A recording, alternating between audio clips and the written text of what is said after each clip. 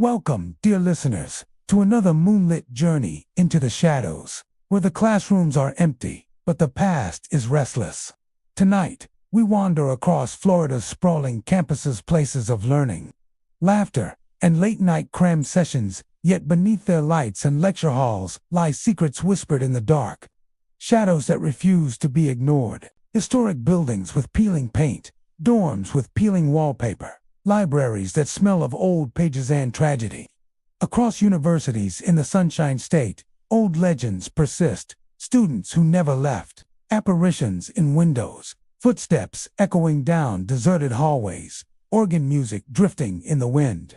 Some stories are hushed, others are shouted from rooftops, some are sorrowful, others vengeful. So settle in, let the lights dim, and join me as we explore 25 haunted universities in Florida, filled with creepy campus stories. Some may be true, some may be myth, but every one of them is enough to make you glance over your shoulder in your next late-night study session.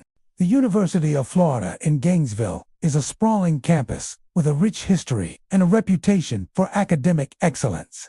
But beneath the vibrant student life lies a quieter, more mysterious side. Among its oldest buildings, some are said to be haunted, harboring lingering presences from the university's past. Thomas Hall, Norman Hall, Beatty Towers, and other historic structures have been the source of countless stories, each adding to the campus's subtle reputation for the unexplained. Thomas Hall, opened in 1906, is the oldest building on campus and carries a particularly eerie reputation. Students and staff whisper about Old Steve, the ghost of a temperamental chef who once worked in the building when it housed a kitchen beneath the classrooms. According to legend, Steve was meticulous in his work and highly protective of the kitchen, but an accident or dispute led to his untimely death. Since then, reports claim that his spirit lingers in the building, particularly in the old kitchen area, even though the kitchen was removed decades ago. At sunset, students walking past or inside Thomas Hall often hear loud banging, clanging, and the clatter of pots and pans. The sounds seem to come from nowhere, echoing through the walls as though someone is still cooking or angrily moving about. Many say the noises stop when they try to investigate, leaving only silence and a lingering sense of presence. Norman Hall, another historic building, has its own share of strange tales. Students studying late at night report feeling watched or hearing footsteps echoing along deserted hallways. The sounds are often subtle, soft shuffling, the squeak of shoes on the old floors, but in the stillness of the night, they can be unnerving. Some students claim to have glimpsed fleeting shadows or seen doors move slightly on their own, adding to the sense that the building is not entirely empty. Faculty members who have worked late hours also describe sensations of someone standing nearby, only to find the hallway devoid of life. Beatty Towers, a residence hall with decades of student occupancy, has its own legends. Residents often mention doors opening or closing without cause, flickering lights in otherwise secure areas, and the occasional sensation of being followed in quiet corridors. Some students have reported hearing faint whispers or murmured conversations when no one else is present, particularly in the older sections of the towers. The combination of these experiences has contributed to a quiet lore among students, with new arrivals quickly learning which areas feel unusual after dark. Across the UF campus, these stories share common elements: unexplained noises, fleeting shadows, and the persistent feeling of being watched. Many students note that the phenomenon is strongest during late-night hours or at dusk, when the campus is quieter and ordinary distractions are minimal. The oldest buildings, with their wooden floors, echoing hallways, and long history, seem particularly prone to these occurrences. It is as if the walls themselves retain memories of past activity, echoing the presence of those who once inhabited the spaces.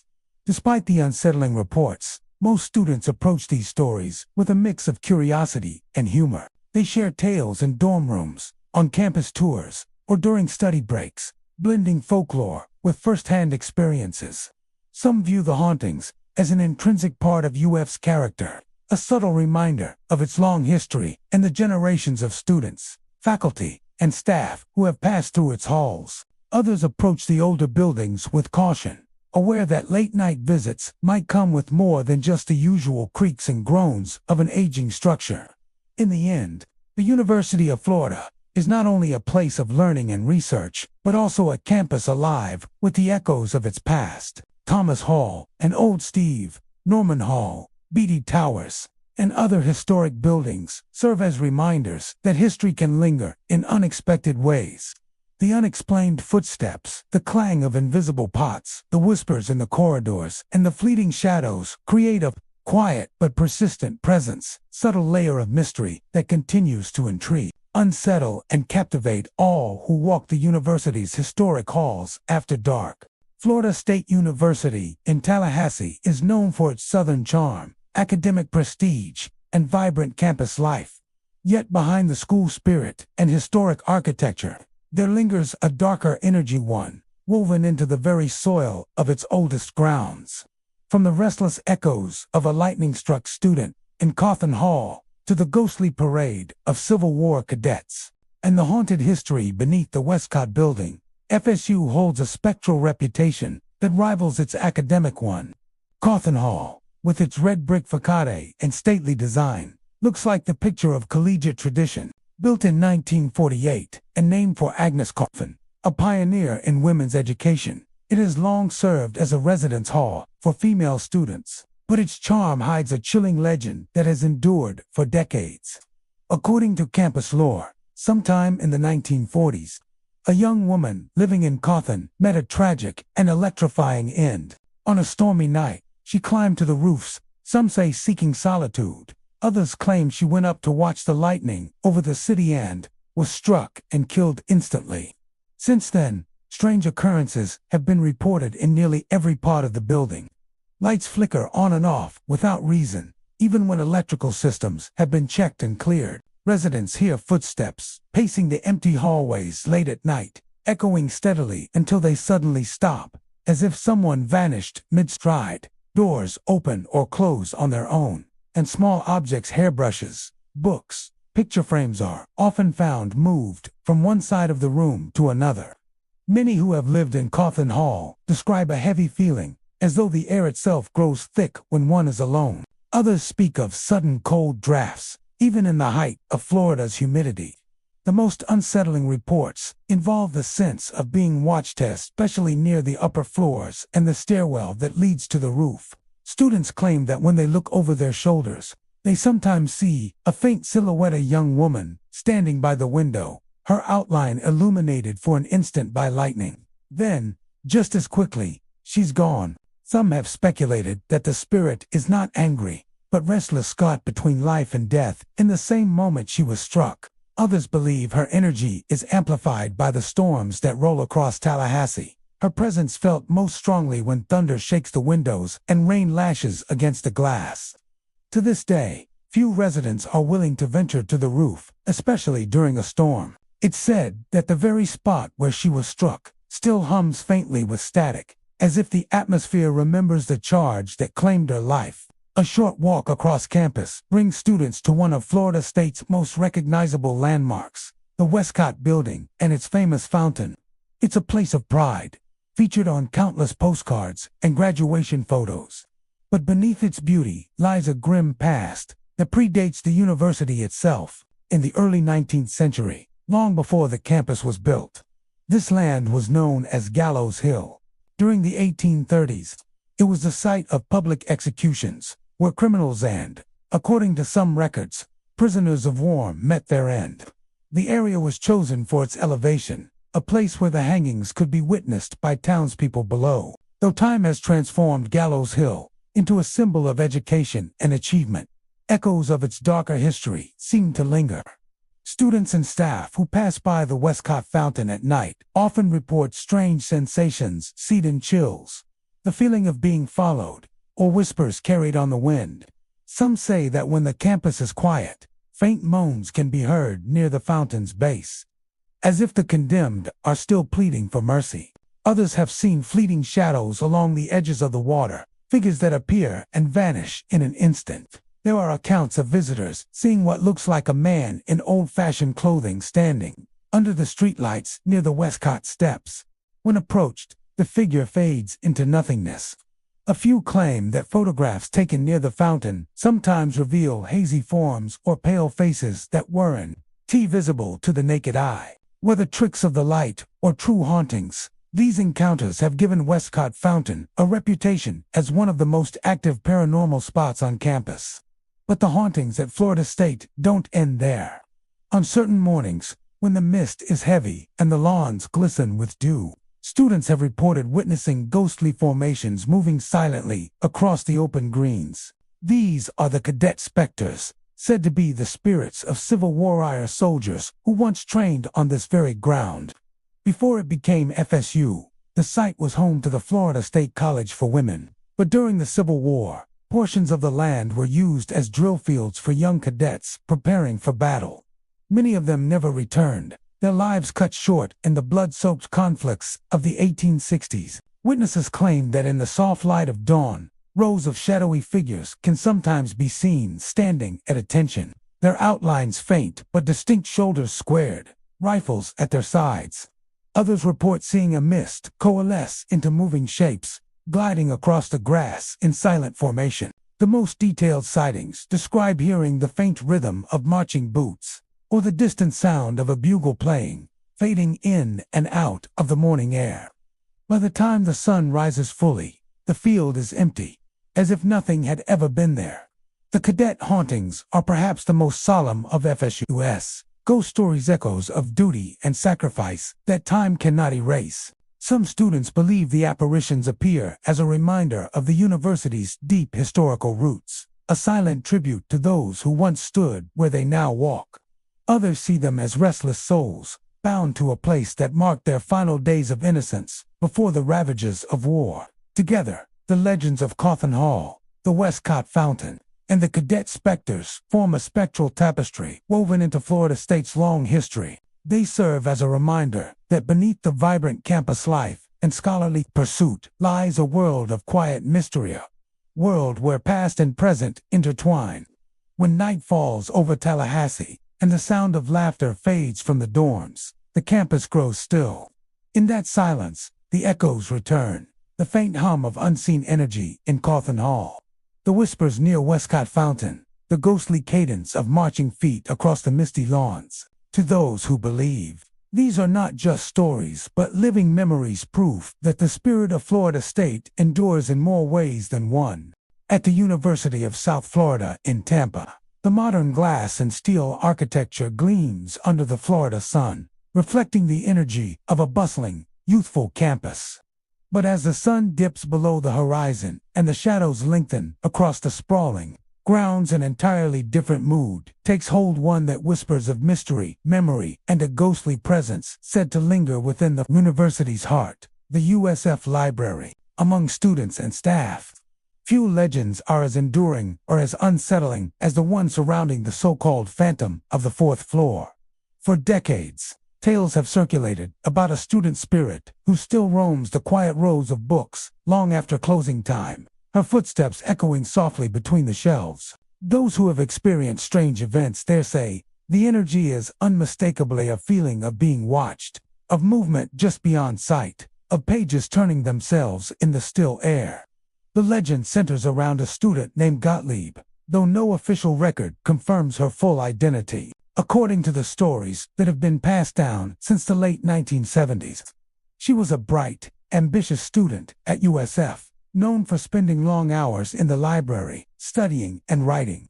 But one semester, something changed. Overwhelmed by stress, loneliness, or heartbreak, no one knows for certain, she fell into despair. In 1976, she allegedly died by suicide near her off-campus apartment. Within weeks, students began to report strange occurrences on the fourth floor of the library, where she was said to have studied most often. It began subtly, a book that fell from the shelf with no one nearby, the sound of footsteps in an empty aisle, or the rustling of pages when the floor was deserted. At first, students dismissed these happenings as coincidences.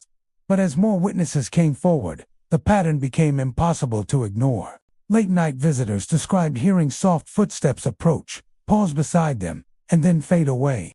Some said they caught the scent of perfume lingering in the air, a faint, floral note that seemed out of place among the scent of paper and dust. One of the most common descriptions is that of a flicker of motion seen from the corner of the eye.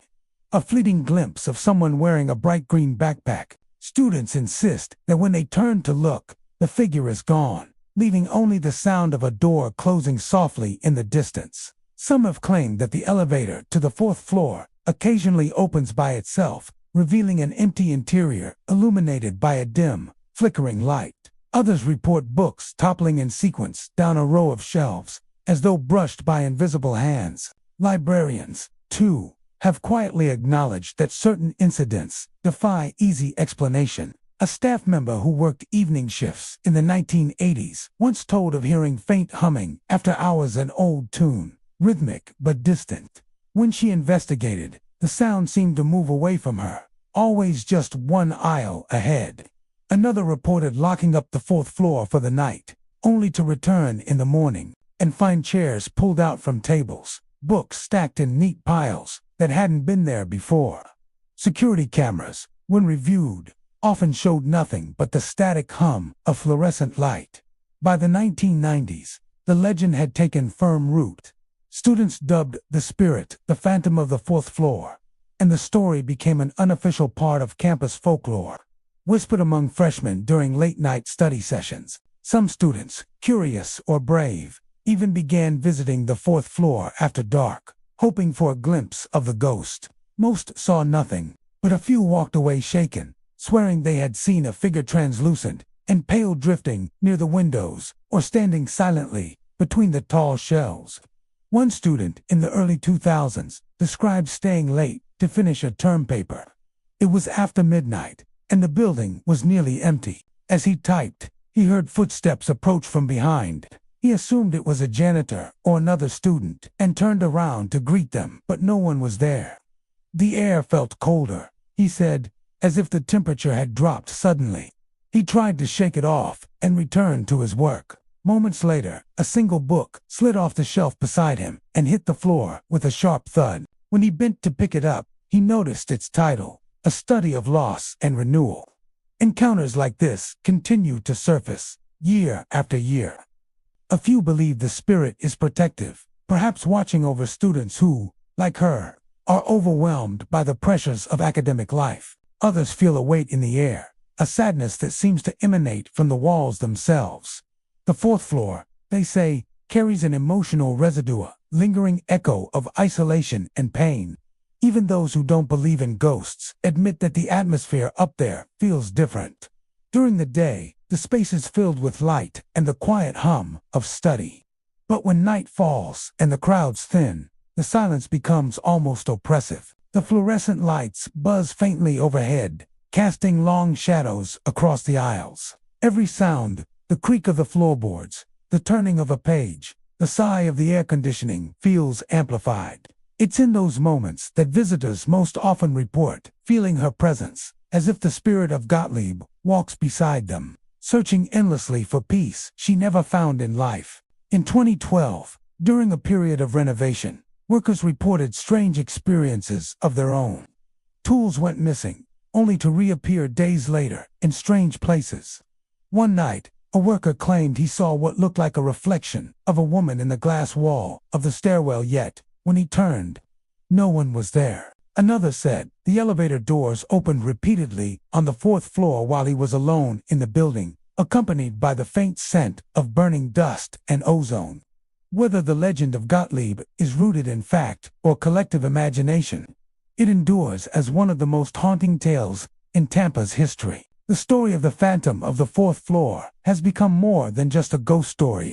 It's a symbol of the human weight that lingers behind silent struggles. Many students who hear the story see it as a quiet reminder that beneath the pressures of success and achievement, there are those who felt lost, unseen, and alone. Today, the USF Library remains a hub of student life, a place of learning, collaboration, and discovery. But for those who stay late, when the halls grow silent and the fourth floor seems to breathe on its own, the legend lives on. Somewhere between the shelves and the shadows, the faint sound of footsteps continues to echo, soft, rhythmic, and eternal. The University of Central Florida, nestled in the Orlando area, stands as a symbol of progress and modern achievement, a sprawling, high-tech campus alive with energy and light. Yet beneath its sleek architecture and bustling student life lies an older, more mysterious layer of stories whispered among residents and staff. The university's buildings, some raised over forgotten grounds and others standing for decades of student history, have acquired ghostly reputations of their own. Among the most persistent tales are those tied to Beatty Towers, the Carey Hand Building, and Nelson Hallage, haunted, it seems, by traces of sorrow, restlessness, or something far more enigmatic. Beatty Towers, known to most as a residence hall filled with laughter and late-night studying, carries a legend eerily similar to one found at the University of Florida. The two campuses may share a name, but the stories that swirl around UCF's Beatty Towers have become distinct in their own right. For years, students have reported encounters with a female spirit, an unseen presence marked by muffled crying, sudden cold spots, and shadows that move independently of any light source. The most common account is of hearing faint sobs late at night, often near the elevators or along the hallways of the upper floors. The sound is soft, almost human, as if someone is trying not to be heard. Some students who followed the noise say it always stops just before they reach its source. A few have even described seeing a reflection in a hallway mirror or window, a woman standing just behind them, her expression sorrowful, her image vanishing the moment they turn around. There's no official record of who this spirit might be, but several versions of the legend exist. One story claims that a student, overwhelmed by the pressure of university life and loneliness, took her own life in one of the rooms during the building's early years. Another tells of a young woman who fell from a window in a tragic accident during a stormy night, her spirit forever tied to the place she once called home. Whatever the truth may be, the stories have left their mark. Even today, residents talk about entire corridors growing inexplicably cold, lights flickering as if in sync with unseen footsteps, and the lingering sensation of someone watching from the shadows. Maintenance workers, too, have shared experiences of their own. One recalled entering an empty hallway to fix a light fixture, only to find all the bulbs along the stretch suddenly flicker off and then on again. Another described the faint smell of salt water in the air, as though someone had been crying nearby. These reports have continued across generations of students, blending memory, rumor, and experience into one enduring ghost story that refuses to fade. Across campus, the Carey Hand Building carries a darker, more somber energy, one deeply rooted in its unusual past. The building, used for administrative and professional offices, sits on or near land once associated with an old funeral home. That detail alone would be enough to stir ghostly speculation, but the activity reported inside has gone well beyond mere imagination. Those who work late in the Carey Hand Building have described hearing soft footsteps echoing down empty corridors, doors closing by themselves, and whispers that seem to travel through the air vents. Sometimes, a faint smell accompanies these occurrences, a mix of old incense, damp fabric, and aged wood, like the scent of a forgotten chapel. It comes and goes without warning, even when the building's ventilation system is off. One night, custodian once told of sweeping near the stairwell when he heard someone walking behind him. The footsteps were deliberate and heavy, as if from dress shoes on tile. But when he turned, there was no one there. The feeling that followed, he said, was cold and oppressive, like standing beside someone who wasn't supposed to exist. Others who worked in the building report similar sensations: a brush of air on the back of the neck, a flickering light in a windowless room, a faint voice calling a name that no one recognizes. Some attribute the haunting to the funeral home that once operated nearby, suggesting that lingering energy from decades of mourning has attached itself to the space. Others believe the building itself acts as a kind of conduit, absorbing traces of grief, solemnity, and ritual over time, replaying them in moments when the world grows quiet. Whatever the reason, those who pass through Carey Hand after dark rarely do so without feeling watched. Then there is Nelson Hall, another dormitory with its own strange reputation. While it lacks the tragic backstory of Beatty Towers or the historic weight of the Carrie Hand site, its residents frequently report unsettling experiences. Many describe feeling as though they're being followed when walking through the halls late at night. Doors creak open slightly, then stop halfway, as if someone had started to enter and changed their mind. Cold drafts sweep through rooms even when windows are sealed, and electronic devices occasionally malfunction for no reason: lights dimming, clocks resetting, computers freezing without explanation. One student, studying alone in her room after midnight, said she heard someone knocking softly at her door. When she opened it, no one was there. Moments later, the knocking resumed, this time from inside the closet. When she turned on the light, the room was empty, the air still and cold.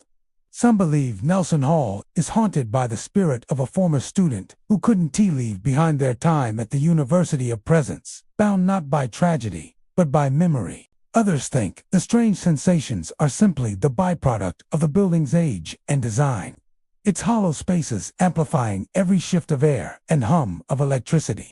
Still, even skeptics admit that Nelson Hall carries an energy unlike any other dorm on campus, one that grows stronger the quieter the night becomes. Taken together, these three locations form a triangle of unease across the University of Central Florida, each distinct yet connected by the same undercurrent of restlessness.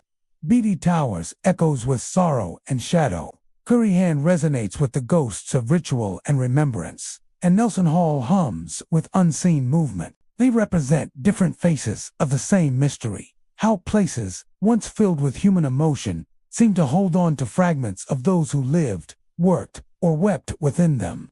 By day, UCF's campus shines its lakes glimmering in the sunlight, its students crossing palm-lined walkways.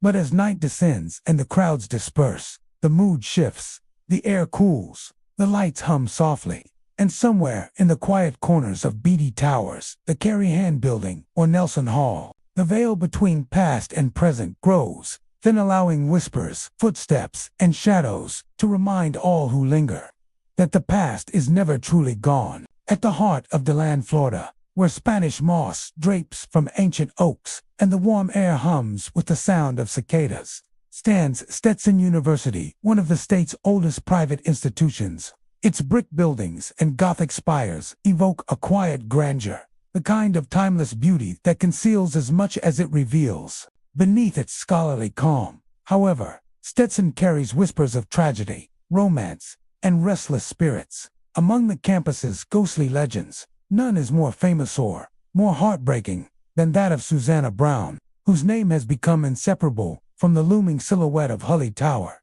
The story begins in the early 1900s, when Stetson was still young, its halls filled with the optimism of an expanding university. Susanna Brown was said to be a finishing school student, bright and refined, with a passion for literature that drew her to the English department. There she met a professor man, much older, respected, and married. Their shared love of poetry deepened into something forbidden. Some versions of the legends suggest it was an innocent affection, misunderstood by the gossip of the time. Others insist it was an affair, discovered too late to save either from disgrace. When word of their relationship spread, scandal followed swiftly. Susanna was expelled or sent home. Accounts differ, but the emotional toll was devastating. Cut off from the one person who had understood her, she returned to campus one final time. It was near twilight when she climbed Hully Tower, carrying a ribbon and a folded poem. Students below later claimed they saw her standing near the parapet, her white dress catching the dying sunlight, her hair streaming in the wind. Then, without a sound, she stepped forward and fell. Her body was discovered at dawn, the ribbon clutched in her hand. The poem, written in her delicate script, was said to have been found on the stairwell lines, about unending love and the sea beyond reach. For decades after, the tower stood as both monument and mystery. It was named for Lincoln Hooley, a former university president, but it is Susanna's name that has lingered longest in the stories told by students and staff.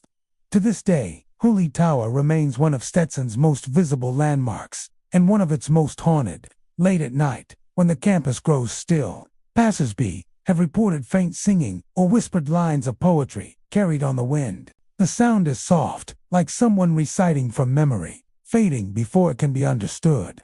Others claim to see a shadow on the tower steps, or a figure moving behind the narrow windows, though the interior has long been sealed off. Maintenance crews working near the site after dark have told of hearing footsteps inside the locked tower light.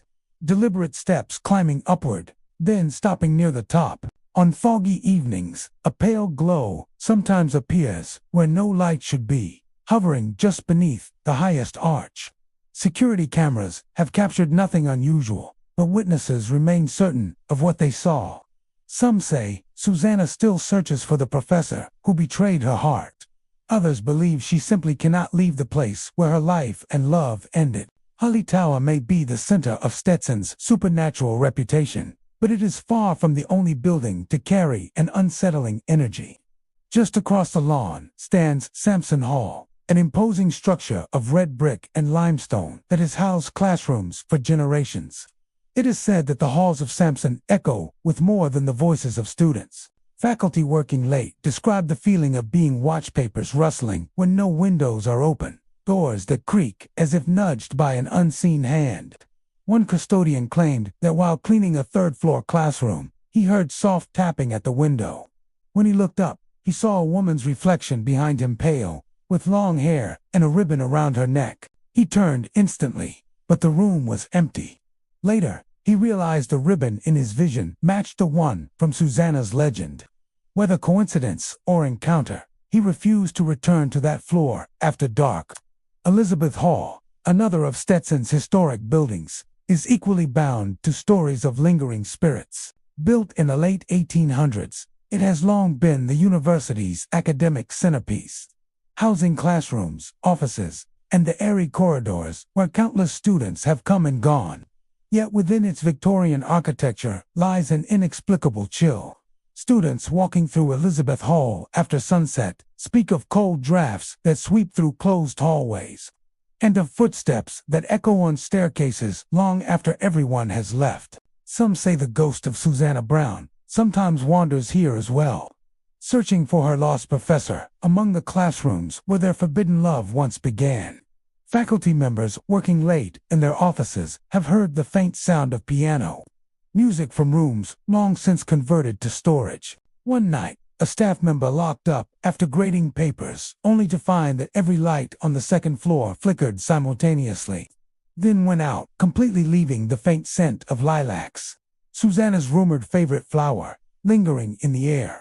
Though skeptics attribute such experiences to old wiring, temperature shifts, or suggestive imagination, the stories refuse to fade. Over the decades, Stetson's students have passed them on, each generation adding its own encounters. Sometimes, a student walking past Holly Tower in the moonlight will hear quiet weeping and look up to see the faint outline of a woman near the top. Other times, a window in Sampson Hall will catch the light just right, revealing a fleeting reflection of a face that doesn't belong to anyone nearby. Even those who dismiss the supernatural admit that something about the campus feels charged in energy, that is part memory, part mystery.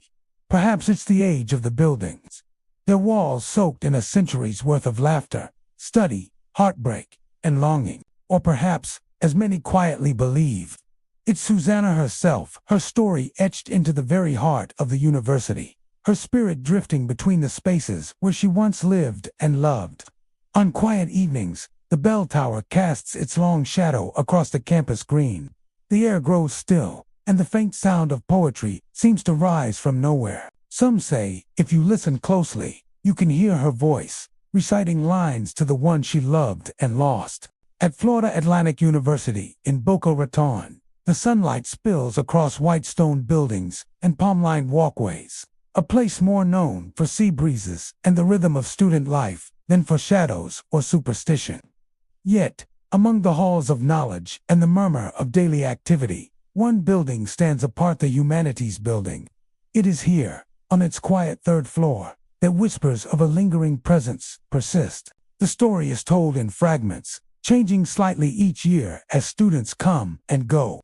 But at its core is one unshakable legend, the spirit of the aspiring actress who never found her spotlight. Long ago, no one is quite sure when a young woman studying theater is said to have walked the halls of the humanities building with boundless passion. She was a student of performance, devoted to the stage, often seen rehearsing lines under her breath, practicing gestures in the dim reflection of the third-floor windows. Her dream was to be cast in one of the university's major productions, but rumor has it that disappointment followed her again and again. Whether from rejection, heartbreak, or something deeper, her dreams slowly faded into silence. The official story, if it ever existed, was lost to time, but one version remains stubbornly alive in campus folklore, that she took her own life somewhere on that very floor, leaving behind the echo of her grief and her art. Since then, strange occurrences have been reported in the humanities building, almost always after dark. Students working late describe hearing soft crying drifting down the hallway, a sound faint but unmistakably human. It rises and falls like someone struggling quietly with sorrow, and when anyone goes to investigate, it stops. Those who followed the sound say they find the corridor completely still save for the faint scent of stage makeup or perfume, vanishing as quickly as it comes. Custodians who clean the building at night often share similar stories. One, who had worked there for nearly 2 decades, swore that every Thursday around midnight, one of the third-floor classroom doors would slam shut without reason. The first few times he blamed the air conditioning vents or pressure changes, but the timing was too precise. He once propped the door open with a heavy trash bin and left for a few minutes. When he returned, the bin had been pushed aside, and the door was shut again. No one else was in the building. Some faculty have claimed that when they stay late grading papers, the atmosphere shifts as the clock passes 10 p.m. The air grows heavy, almost expectant, as if someone unseen is pacing nearby. Shadows seem to move just beyond vision, flickering at the edges of doorways or crossing the glass of an empty office. Occasionally, motion sensors have tripped on their own, lights turning on and off with no detectable cause. A theater professor once said he felt a hand brush his shoulder during a late rehearsal review. When he turned, there was no one there, only the faint echo of humming, like a woman softly reciting lines from a forgotten play. The legend of the humanities building spirit, as she's come to be known, has taken on a life of its own among faux students. New freshmen hear the story during orientation week, whispered by upperclassmen with wide eyes and lowered voices. Some say she appears as a figure in white, standing at the end of the third-floor corridor, only to vanish when approached. Others insist she wears black, the traditional color of mourning, her expression sad but calm, watching the living with quiet detachment. One story, retold by students from the drama department, claims that she sometimes makes her presence known during theater rehearsals held nearby. When a performance piece involves grief or despair, faint knocking sounds can be heard along the third-floor hallway. 3 taps, then silence, as if in applause or warning. A lighting technician once reported seeing a woman standing near the backstage door during a rehearsal. She was dressed in old-fashioned clothes and seemed to be mouthing words to herself. When the technician called out, the figure faded before his eyes, leaving only the faint shimmer of heat, like air trembling in summer. There is another curious detail in the stories. Many witnesses claim the spirit avoids direct confrontation. When approached, she simply retreats, slipping away, fading into the corners, or disappearing into reflections. Some speculate that she is not angry or vengeful, but lost. Perhaps she still seeks her stage, her moment under the lights that never came. Others believe she lingers because the building itself holds something of her, the stage where she once rehearsed, the classroom where she poured her heart into a monologue, the stairwell she descended before the final act of her life. Despite the haunting's somber tone, there's an unmistakable sense of sympathy toward her presence. Students don't speak of fear so much as sorrow. They leave small offerings near the third-floor hallway, programs from theater productions, scribbled lines from Shakespeare or Tennessee Williams, single flowers, or handwritten notes that read, "You got the part." The belief is that these gestures might bring her peace, or at least let her know she's remembered. Staff members, though more skeptical, admit that the building has a distinct energy. They note how quickly the air cools after sunset, or how sound carries strangely through the corridors. One janitor once mentioned seeing what looked like footprints in a thin layer of dust on the third floor bare, delicate, leading from one end of the hall to the other, and then stopping abruptly. He turned away to fetch a camera, and when he looked back, the prints were gone. Over the years, the legend has become woven into the campus's identity. During Halloween, the Humanities building is often included in ghost tours. Its upper floors roped off as students gather below with flashlights and phones, hoping to capture a glimpse. Occasionally, someone claims success a faint outline in a photo, a streak of light where no light source existed. Most of the time, though, she remains unseen, content to exist between worlds, just beyond the reach of proof. The university officially acknowledges none of it, of course. They chalk up the stories to folklore, to overactive imaginations and coincidence.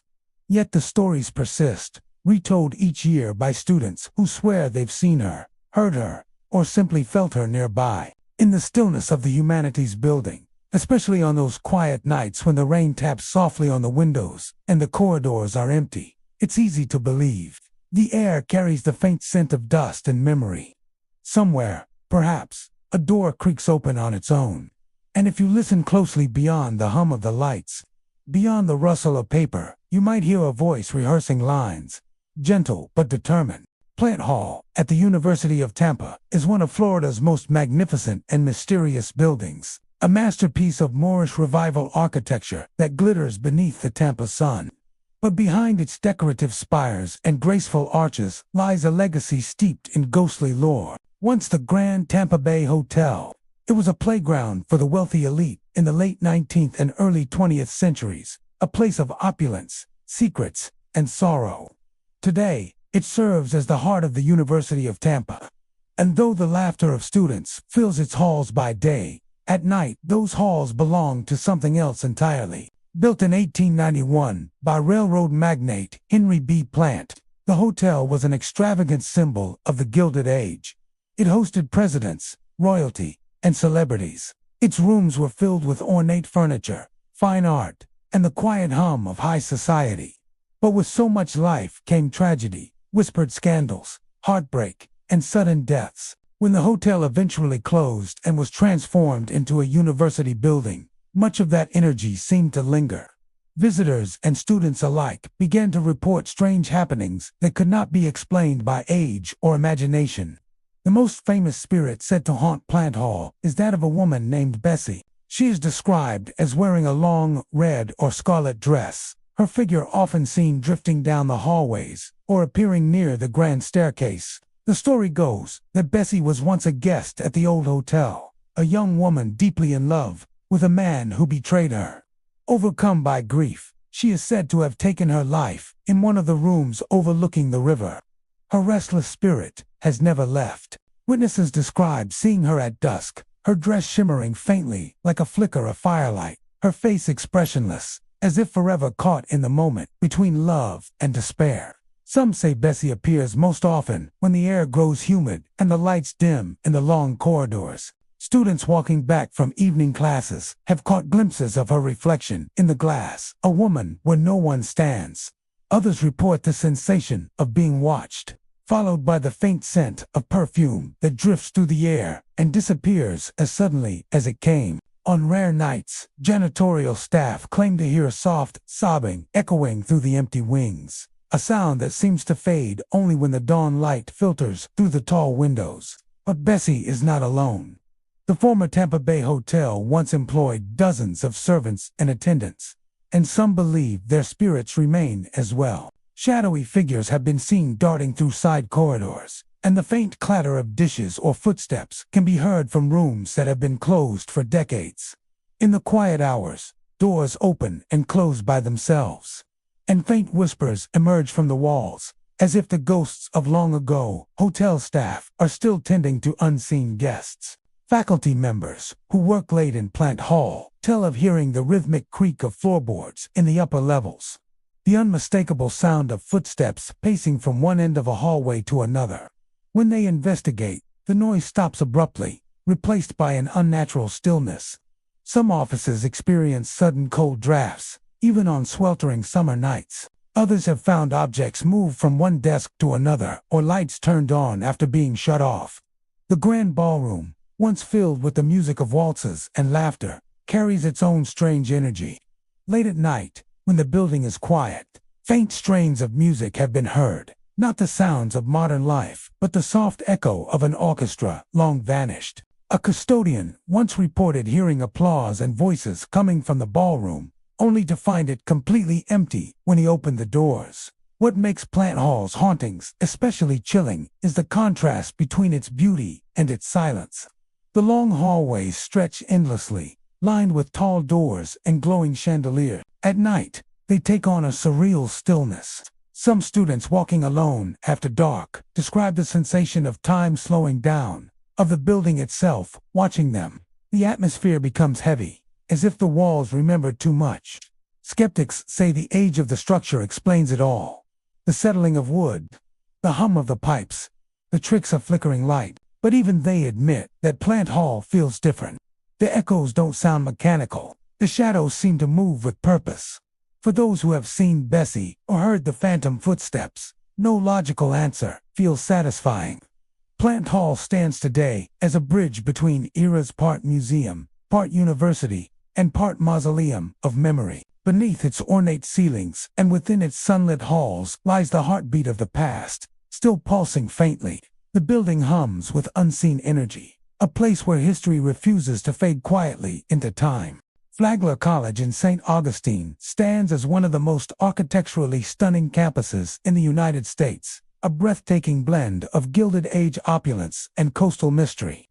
Once the luxurious Ponce de Leon Hotel, built by railroad magnate Henry Flagler in the late 19th century, the building has seen over a century of laughter, music, sorrow, and silence. Yet beneath the beauty of its Spanish Renaissance architecture and glowing Tiffany glass windows lies a deeper, darker layer, one that whispers through its ornate corridors when the sun dips below the Atlantic horizon.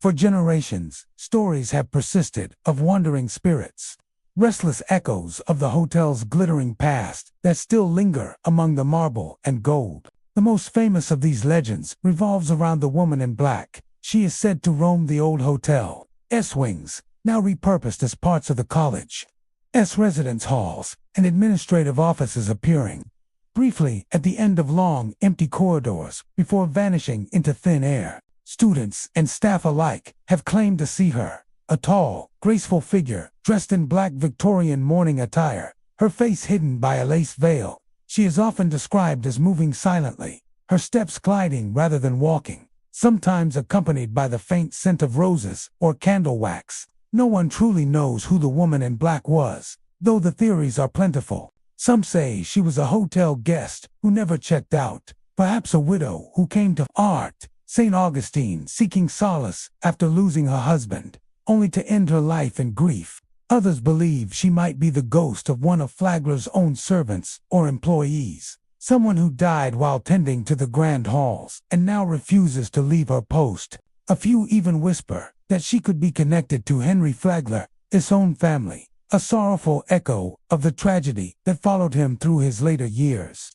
Late at night, when the campus falls quiet and only the ocean breeze hums through the palm trees, the halls of the old hotel seem to stir. Doors creak without touch. The sound of heels clicks faintly down the long, tiled corridors of Pons Hall. Security guards have reported seeing a shadow moving past the windows of upper floors that were locked hours earlier. When they go to investigate, there is no one, only a faint impression of movement in the air, and the feeling that someone unseen is still watching.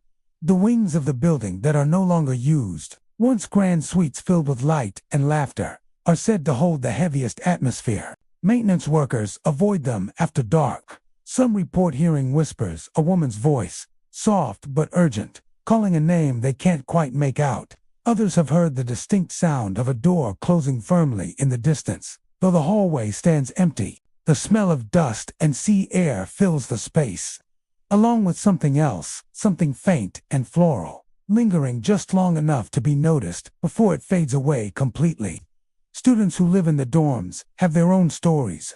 Many of them tell of waking up in the middle of the night to find a figure standing at the foot of their bed, She doesn't move or speak. She only stands there, half glimpsed in the dark, watching.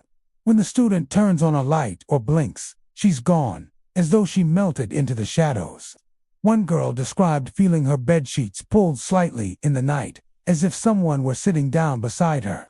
Another swore she felt a cool hand brush her face before she woke to an empty room. Some claim that this ghostly visitor only appears to those who are grieving or struggling, as though drawn to sorrow the way she once was in life. Others think she is simply trapped in a moment that repeats endlessly, a heartbreak that has bound her to the place forever.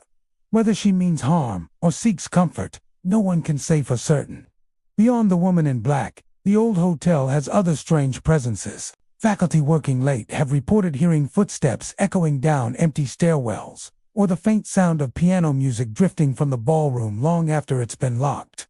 The melody, they say, is always the same, slow, romantic, and hauntingly sad. It stops abruptly if someone enters the room, leaving only silence and the soft hum of electricity in the chandeliers above. The figure stood perfectly still as lightning flashed a woman's outline framed against the rain-slicked glass. He radioed his partner to check the room, but when they reached it, the window was locked from the inside. The carpet was dry, yet on the glass itself, clear as day, was a faint handprint, pressed from the inside. Over the years, countless paranormal investigators have been drawn to the site, hoping to capture evidence of its spirits. Some have recorded electronic voice phenomena, faint murmurs and words barely audible, like whispers through static. Others have captured flickers of light or cold spots that seem to follow them from room to room. Whether these are tricks of architecture, echoes of history, or true hauntings remains uncertain. But nearly everyone who spends time within those historic walls admits to feeling something, a pressure in the air, a sense of presence that is difficult to rationalize away. Perhaps it's the building itself, a masterpiece of marble, tile, and stained glass that holds within it the memory of another time. Now, as Flagler College, it remains alive in a different way, through the footsteps of students, the flicker of classroom lights, and the persistent, haunting stories that remind everyone that history never truly disappears. Every creak in the floor, every glint of shadow in a corridor, seems to whisper that not all who walked these halls have moved on. Somewhere between the sound of the surf and the hum of fluorescent lamps, the ghosts of the past linger still, especially the woman in black, who continues her silent vigil, forever pacing through the corridors of a college that was once her final tragic stage. Rollins College in Winter Park, Florida, is known for its charm, a place of ivy-lined walkways, Spanish Mediterranean architecture, and lakeside serenity that seems to glow beneath the sun. Founded in 1885, it is one of the state's oldest institutions of higher learning, a school whose traditions and spirits seem woven into the moss-draped oaks that surround it. Yet beneath its beauty lies a quieter, more mysterious side. Over the decades, countless students have whispered about strange occurrences in the college's old dorms, libraries, and chapels, stories that hint that Rollins might be watched over by something unseen. Many of the campus's oldest buildings have their own legends. The brick and stucco structures, some dating back nearly a century, seem to hold on to more than just memories of lectures and late-night study sessions. Residents in the oldest dormitories report waking to the sound of footsteps echoing through hallways long after curfew, or hearing the faint creak of stairwells when no one is climbing them. Doors that were closed tight before bedtime are found ajar by morning. Sometimes a chair moves just slightly, a quiet scrape on the floor, as if an invisible guest has shifted position while listening in on a conversation. One of the most commonly told tales is that of the hallway footsteps. Students say that, especially in the older dorms near the campus core, you can hear slow, deliberate steps moving up and down the corridors in the middle of the night. The sound starts faint, like the tapping of a cane or boot heel, and then grows louder as it nears the listener's door. When someone opens the door to look, the hallway is empty. The sound stops, only to start again a few minutes later, just far enough away to make it clear that whatever's walking isn't human. Some upperclassmen say the ghost might be that of a former groundskeeper who once lived on campus in the early 1900s. According to local lore, he was a quiet man who took pride in keeping the college immaculate. One evening, he reportedly suffered a fatal fall from a stairwell while repairing a light fixture. Since then, some believe his spirit still walks the halls, checking the doors, making sure everything is in order. "He's not here to hurt anyone," one longtime maintenance worker once said. "He just doesn't know he's done working yet."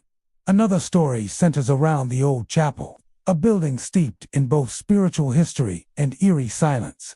The chapel's atmosphere shifts dramatically after sunset. During the day, sunlight spills through its stained glass windows, painting the pews with warm colors. But at night, the space seems to transform. Students who have entered after hours for choir practice, maintenance work, or curiosity describe a heavy stillness, as though the air itself grows thicker. Some speak of feeling watched from the shadows near the altar. Others claim to feel an intense chill that moves across the room like a breeze, even when the doors and windows are sealed tight. A few particularly unnerving accounts describe hearing faint music, soft organ notes that seem to play themselves. The melodies are fragmented, hesitant, like the ghost of a hymn. One student recalled sitting in the back pew during a late-night rehearsal and hearing the distinct sound of someone breathing just behind her ear. She turned quickly, but no one was there. Another said he saw a flicker of movement near the front of the chapel, a suggestion of a figure in dark robes passing silently between the pews. Faculty members who work late have their own share of experiences. In some of the older classrooms, lights flicker on by themselves or refuse to turn off even when the switches are flipped repeatedly. Desks and chairs are found rearranged from the positions they were left in. One professor told of staying late to grade papers when she heard the sound of someone walking slowly down the hallway outside her office. The sound stopped directly outside her door, and she assumed it was a student. But when she opened the door, the hallway was empty, and every other door on the floor was locked. She left early that night and never worked there alone again. The college library, though newer than some of the dorms, also has its share of strange reports. Students pulling all-nighters have spoken of hearing pages turn in empty aisles, or the sound of someone sighing deeply just beyond view. Occasionally, a book falls from a shelf with no explanation, landing open to a random page. Some take this as coincidence. Others wonder if it's a subtle attempt at communication. In more than one building, custodial staff have reported cold spots, small areas where the temperature drops sharply for no reason. One janitor described mopping a hallway when the air suddenly felt icy, as though he had stepped into a freezer. His breath fogged in front of him, and he noticed that the mop water had gone still, as if frozen mid-motion. The chill vanished just as suddenly as it came. He never cleaned that hallway alone again. Some say the energy at Rollins isn't malicious. It's simply the residue of time. The college has seen generations of students come and go. Countless dreams and heartbreaks, triumphs and tragedies. Such emotional intensity might leave behind something that lingers. Invisible but perceptible, especially in a place where history and architecture hold so many memories. Others believe the spirits that roam the campus are reminders of its long story, a blend of youthful energy and restless nostalgia. Perhaps a student who passed away unexpectedly still walks the halls, unwilling to leave the place where her best memories were made. Perhaps a beloved professor checks in from beyond, watching over the classrooms he once taught in. Or maybe, as some whisper, the old chapel itself has become a vessel for something older, a spiritual echo that predates even the college's founding. No matter the explanation, one thing remains true. Those who spend enough time at Rollins College eventually feel something they can't quite explain, whether it's the soft creak of the stairs when no one's climbing, the flicker of a light with no power surge, or the sensation of being quietly observed. The campus seems alive in ways beyond the ordinary. It's a place where the past never entirely fades, where the line between memory and haunting blurs with every sunset. The ghosts of Rollins, if they are indeed there, seem less like intruders and more like silent residents, keeping watch over the halls they once called home. In the stillness of the Florida night, as the lake reflects the moonlight and the breeze moves through the oaks, the college holds its secrets close.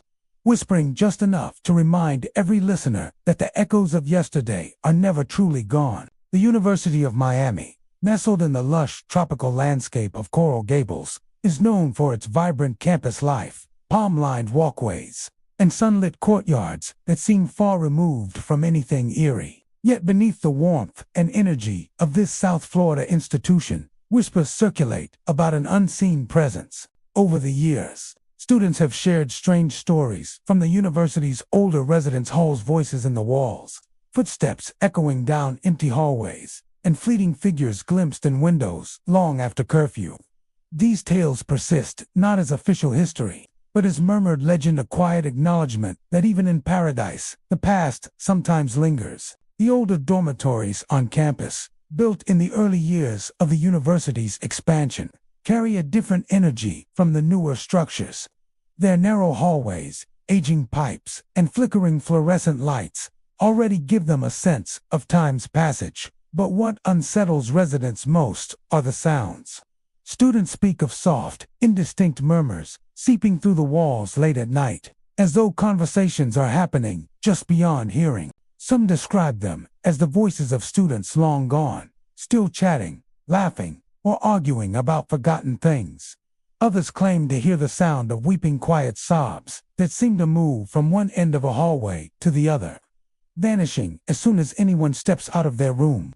One of the most repeated stories comes from Mahoney and Pearson residential colleges, among the oldest on campus. Residents tell of footsteps that travel down the long corridors at impossible hours.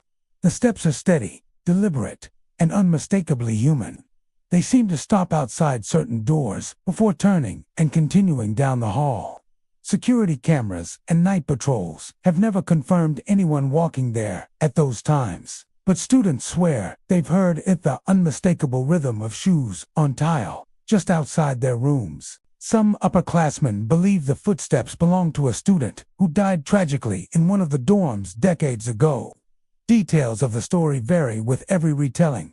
Some say it was an accident, others a suicide, and a few even mention a hurricane that struck unexpectedly, trapping students inside. The truth, if it ever existed, has long since blurred into legend.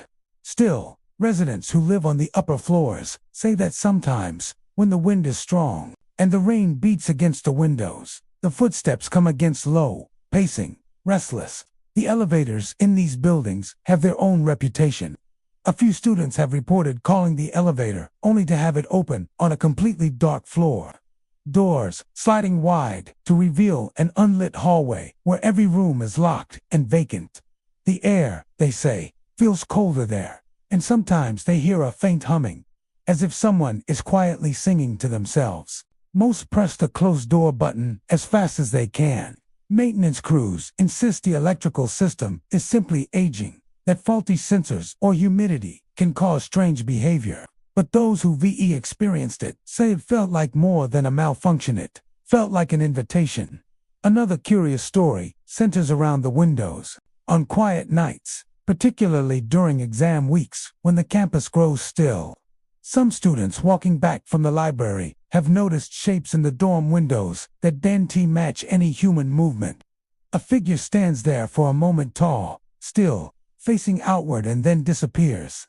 Security checks often find no one in the corresponding room, or the room is locked and dark. These sightings are so common that some students jokingly refer to the ghosts as the watchers, claiming that the spirits seem to observe more than they interact. The Coral Gables campus itself is layered with history that predates the university. Before the land was developed, it was part of the tropical wilderness that once covered much of South Florida, dotted with limestone hammocks and old homesteads. Some locals say the ground holds memories of that earlier time, that the disturbances of building, flooding, and hurricanes have awakened something deeper than just college folklore. A few anthropology students who studied the area point out that parts of South Florida were once sacred ground for indigenous peoples, and that spirits connected to the land might linger where the boundaries between old and new blur. Within the University of Miami's libraries and older academic halls, similar reports have surfaced. Late-night researchers describe feeling sudden chills, hearing books fall when no one is near, or catching faint whispers between the shelves. Janitors have claimed to hear doors creak open and slam shut, only to find every entrance locked when they go to investigate. One security guard, after years of night shifts, told a student journalist that he had seen a figure in white walking across the courtyard between buildings at around 3 in the morning. The figure moved gracefully, without sound, then vanished behind a column. When he checked the spot moments later, there was no one there, no footprints, no trace of motion on the cameras.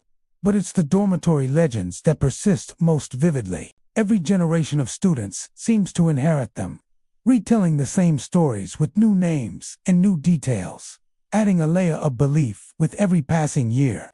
For many, the strange sounds and fleeting shadows become a rite of passage, a quiet bond shared between those who spent long nights awake, studying, or staring at the ceiling as the whispers in the walls begin again. Theories abound. Skeptics say it's the sound of the old plumbing, the air conditioning ducts expanding and contracting, or simply the natural acoustics of aging concrete and tile. But others insist the experiences feel far too personal for that. It's not just noise. One student once said in an interview for the campus newspaper, "It's like the building is alive. You can feel it watching you." There's also a recurring theme in many of these stories, the idea that the spirits of students who struggled, who felt unseen or unheard, might have left an echo of themselves behind. The dorms, after all, are places of intense emotion, fear, love, loneliness, ambition. Those energies, some say, never fully fade. The ghostly presences might be fragments of those emotions, still repeating, still reaching for something they lost. Even the most skeptical students admit that certain nights on campus feel different. The warm Florida air grows heavy, the palm trees sway without wind, and the buildings seem to hum softly, like they're breathing. The older dorms creak and shift as if remembering something. And in those moments, when the lights flicker, when the footsteps echo from nowhere, when a shadow passes across a window with no one inside there, it's a sense that the University of Miami holds more than its modern life suggests. The University of South Florida's St. Petersburg campus is a modern, sunlit place, surrounded by palm trees and the gentle hum of the waterfront. Yet, beneath its calm, academic atmosphere, whispers tell of something unseen, an undercurrent of presence that seems to drift through its older halls.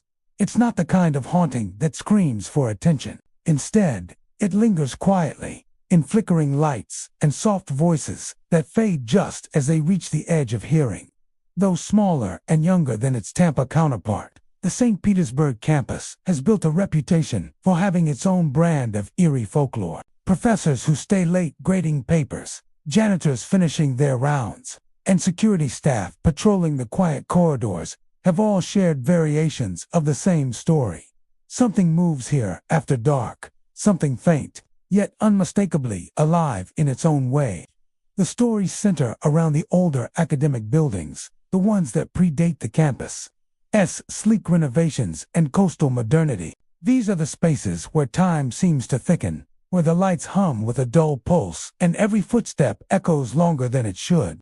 One of these buildings, the Humanities and Social Sciences Complex, has become especially known for its unsettling late-night atmosphere. It begins innocently. A professor working past midnight hears a whisper, low and indistinct, coming from a nearby classroom. Thinking it's a student, they step into the hallway and call out, but the corridor is empty. Doors closed, lights dimmed. When they step closer to the sound, it fades away, replaced by the silence of air conditioning and distant waves. Some say the whispers come in pairs, one soft voice followed by another, almost conversational, but no words are clear, just a faint rise and fall of human tone, as if ghosts of old conversations are caught in the walls, replaying endlessly. Custodial staff tell similar stories. They claim that, in the early hours of the morning, when the building is nearly deserted, lights begin to flicker in unoccupied rooms. Sometimes the flickering seems random, but other times it follows movement, a light blinking on just as someone walks past, or dimming suddenly as if responding to their presence.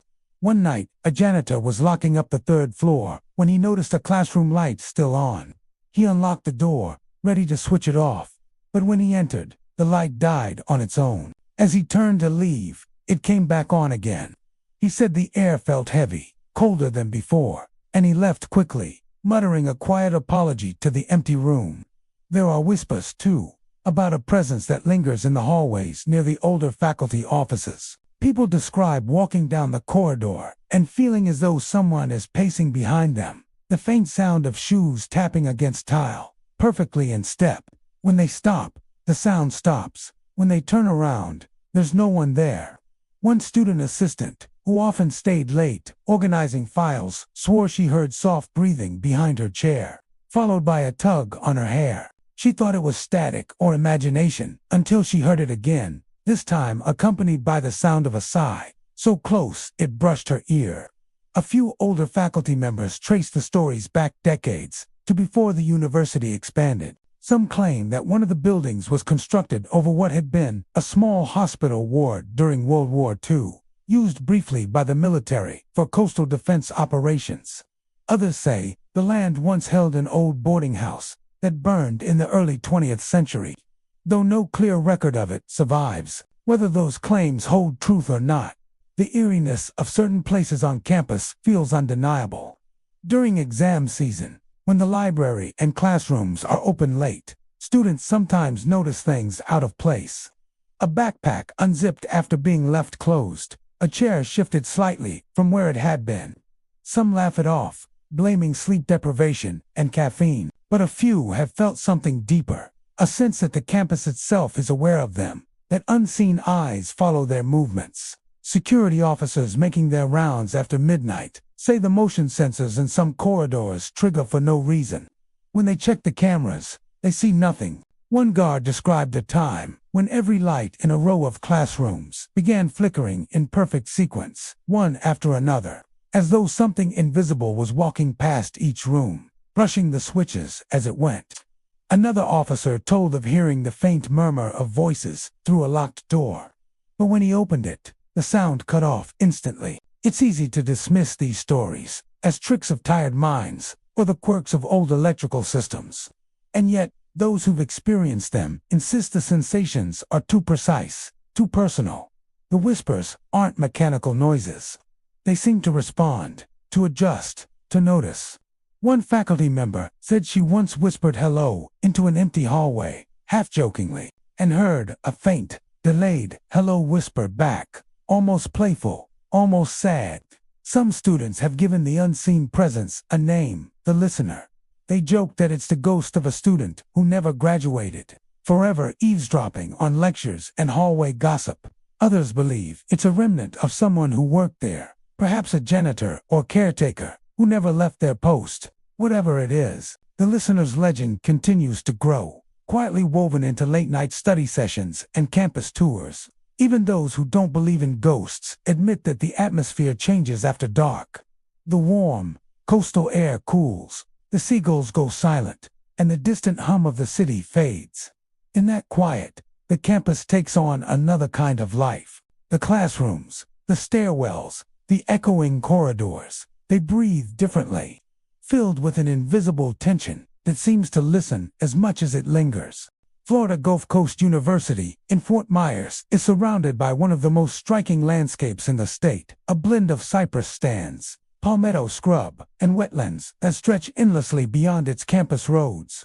The university itself is young compared to Florida's older institutions, but its proximity to the untouched wildness of the region gives it an atmosphere that's both serene and strange. At dusk, when the cicadas quiet and the wind sighs through the swamp, students say the land feels older than the campus, older even than the roads that cut through it. And in those moments, strange things are said to stir. Stories have circulated for years about eerie experiences in the swampy edges near the university, especially around the trails and camping spots where students often go to study, hike, or escape the buzz of campus life. The legends vary, but nearly all share a similar thread. At dusk, just as the light fades into that deep Florida twilight, the wilderness begins to whisper. Some students describe hearing faint voices drifting across the water, not loud or clear, but insistent enough to make the hair on the back of the neck rise. One group, camping near a trail by Lake Como, swore they heard two people arguing somewhere in the trees. They thought it might have been another group nearby, until they realized the words didn't make sense. The sounds were rhythmic, like speech, but the language was unfamiliar. When they called out, the voices stopped instantly. Minutes later, they heard footsteps splashing through shallow water, circling their campsite. When they shone their flashlights toward the sound, nothing was there. The water was still. There are also tales of strange lights seen along the tree line, pale, shifting orbs that float between the cypress trunks. Sometimes white, sometimes greenish. They move in patterns that don't match lanterns, flashlights, or fireflies. Hikers who've tried to follow them say the lights always retreat just beyond reach, drawing people deeper into the swamp. Some believe they're will-o'-the-wisps, those old ghost lights said to lure travelers astray. Others think they might be remnants of swamp gas or reflections from faraway headlights. But more than one student has admitted to turning back, uneasy, after realizing that the lights seemed to be moving in deliberate rhythm, almost as if leading the way. A biology major once told of working late near the edge of the nature preserve, cataloging plant samples, when she heard the sound of rushing water. The problem was, there wasn't any water near where she stood. The creek bed she was surveying was dry. Yet, as she listened, she could distinctly hear the splash and churn of water, flowing fast, as though a river had appeared only a few feet away. When she turned toward the sound, her flashlight beam flickered and the noise stopped. The air around her felt suddenly colder, dense with humidity. She packed her equipment and left without looking back. Security staff on night patrol have also shared encounters. One officer, stationed at a lot near the wooded boundary of campus, reported seeing movement on his dash camera, what looked like a figure walking along the water's edge. But when he got out to check, the spotlights revealed only reeds and mist. Later, reviewing the footage, he saw the figure again, tall, indistinct, almost transparent. It appeared to pause near the vehicle, then fade, as if sinking into the ground. He refused to work that route alone after that night. Among the most persistent tales is that of a voice that calls from the swamps after sunset. Those who've heard it describe it differently. Sometimes it sounds like a woman crying softly, other times like someone calling for help. The sound always seems to come from a distance, never too close, and when students go to investigate, it recedes further into the trees. Others whisper that it's the echo of someone who wandered into the swamp and never found their way out. Older locals say the land where Florida Gulf Coast University now stands was once hunting territory for early Floridian settlers and native tribes. There were sinkholes and natural springs scattered throughout the area, places considered dangerous, even sacred. According to some, these locations were believed to be doorways to the spirit world, spots where the veil between the living and the dead thinned. They say the water itself remembers, that sounds and lights near those areas might not be ghosts in the usual sense, but echoes moments of the past, replaying over and over again. Some students dismiss it all as superstition, the product of overactive imaginations and the eerie atmosphere of the swamp at night. Yet, those who've stayed out late in the preserve often come back with that same distant look, unwilling to talk about what they heard. One environmental studies group, setting up sound equipment to record frog calls, picked up faint murmuring on their audio files, human-like tones layered under the natural chorus. When they played the recordings back later in the lab, they heard something that chilled them, a voice whispering their names, one by one, between the croaks and chirps. There's also the story of the disappearing trail light. Several students have reported seeing what looks like a flashlight beam moving steadily through the trees, about 30 yards ahead of them, as if another group were walking the same path. When they speed up, the light vanishes. When they stop, it reappears farther down the path. A few have claimed it eventually turns toward them, a bright white beam shining directly into their eyes, and then fades completely, leaving them blinded and disoriented in the dark. Whether these tales are true or simply a reflection of Florida's uniquely haunting environment, they've become a quiet part of campus folklore. New students hear them during orientation hikes. Professors joke about the swamp spirits during fieldwork. Yet the stories persist because, for all the laughter, there's an unshakable sense that something watches from the wilderness. At the University of North Florida in Jacksonville, the quiet stillness that settles over campus after sunset carries an unease that many students can't quite explain. The university, surrounded by forests and wetlands, feels isolated, peaceful by day, but unsettlingly silent by night. Long after classes have ended and the last lights fade from the library windows, a sense of watchfulness seems to linger across the walkways and buildings. Though the university is relatively young, founded in the 1970s, whispers of something much older persist among students and staff. Before the university was built, the land was dense, wilderness pine and oak forests stretching to the horizon, broken only by a few rural roads and remnants of early settlements. Some local historians believe the land may have once held small homesteads and possibly even unmarked graves, buried beneath the soil long before blueprints for classrooms and dormitories were ever drawn. Whether those claims are rooted in fact or myth, one thing is certain: the stories that have grown around the campus are as unsettling as they are persistent. Students who walk alone at night speak of strange sounds echoing through the open spaces, soft tapping, faint voices carried on the wind, and occasional footsteps behind them that stop the moment they turn around. Security officers have reported motion sensors triggering without reason in locked buildings. And then there are the shadows, figures that appear for a split second around a corner or reflected in a glass door, always gone before anyone can get a proper look. The Fine Arts Center is one of the more frequently mentioned buildings in these accounts. Theater students rehearsing late into the night have reported the sound of someone walking across the upper balcony when no one else is there.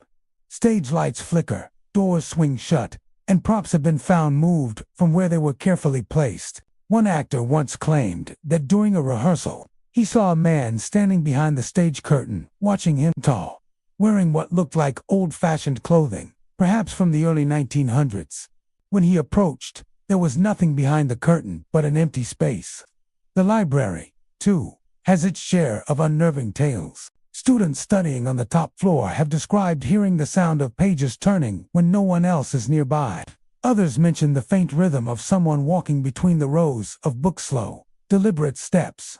More than one person has claimed that when they glance up from their desk, they've seen the outline of a shadow at the end of an aisle, only for it to vanish the moment they focus on it. The air, they say, feels suddenly heavy, as though the building itself is holding its breath. Even the residence halls, some of the most modern structures on campus, seem to hum with hidden history. Several students have spoken about waking in the middle of the night to the sound of knocking, 3 slow taps against a wall or the door, always at exactly 3:17 a.m. Those brave enough to open the door find only the quiet, empty hallway stretching out before them. The forest trails that surround the university hold a different kind of fear. These paths are popular for hiking and running during the day, but few venture down them once darkness falls. The woods grow impossibly quiet at night, the air thick with humidity and the smell of earth and water. Students have reported hearing whispers just off the trail, faint and indistinct, as if two people were talking deep among the trees. Sometimes, a single word carries clearly weight or help, but when anyone calls back, the forest answers only with silence. One story that has circulated for years concerns a group of students who decided to camp overnight near one of the smaller lakes on the edge of campus. Around midnight, they began hearing splashing from the water. At first, they thought it was an animal, but as they listened closer, the sound grew rhythmic, like footsteps wading through shallow water. When they shone their flashlight toward the lake, they saw ripples spreading across the surface, though no figure was visible. Then one of them noticed something at the edge of the light beam, a dark shape, human-sized, standing just beneath the waterline. They screamed. The light flickered out, and when they turned it back on, the lake was perfectly still again. Faculty members rarely discuss the hauntings openly, but even they acknowledge the odd energy that seems to hang over certain parts of campus. Maintenance workers, especially those assigned to the older buildings, have mentioned hearing faint tapping inside the walls or finding cold spots in empty rooms. Some claim that the temperature can drop suddenly, without warning, even on the hottest Florida nights. There are also rumors that before the university was established, surveyors uncovered what appeared to be fragments of old structures, wooden beams, and pottery, shards suggesting that a settlement may have once stood on the land. No formal records were ever found, but that hasn't stopped people from wondering whether something or someone was disturbed when construction began. Perhaps the most unnerving encounters come from those who experienced the shadow figures up close. One student, walking alone across campus late one evening, said she saw movement, a headed shape darting behind a concrete pillar. Thinking it was another student, she called out, but there was no reply. As she got closer, she realized that the figure wasn't walking, but gliding, silent, slipping around the corner before she could see a face. The next day, she swore she could still feel eyes on her whenever she passed that spot. Others tell of seeing shadows where they shouldn't beam, moving against the light rather than with it. One janitor recounted mopping a hallway when he noticed a second shadow following his movements on the floor, though he was the only one there. When he turned around, the corridor was empty. Whether these events are remnants of the land's older history, or simply the product of suggestion in the eerie calm of the campus after dark, no one can say for certain. But there is an undeniable strangeness that comes alive when the sun sets over the University of North Florida. The forest seems to close in, the wind carries soft voices through the trees, and lights flicker faintly in buildings thought to be empty. The University of Central Florida, sprawling across the Orlando area, with its endless rows of classrooms, residence halls, and administrative buildings, is not only one of the largest universities in the country, but also a place steeped in whispers of the unexplained. While the campus bustles with students by day, with the hum of bicycles, chatter, and shuttle buses, a quieter, stranger presence emerges after hours.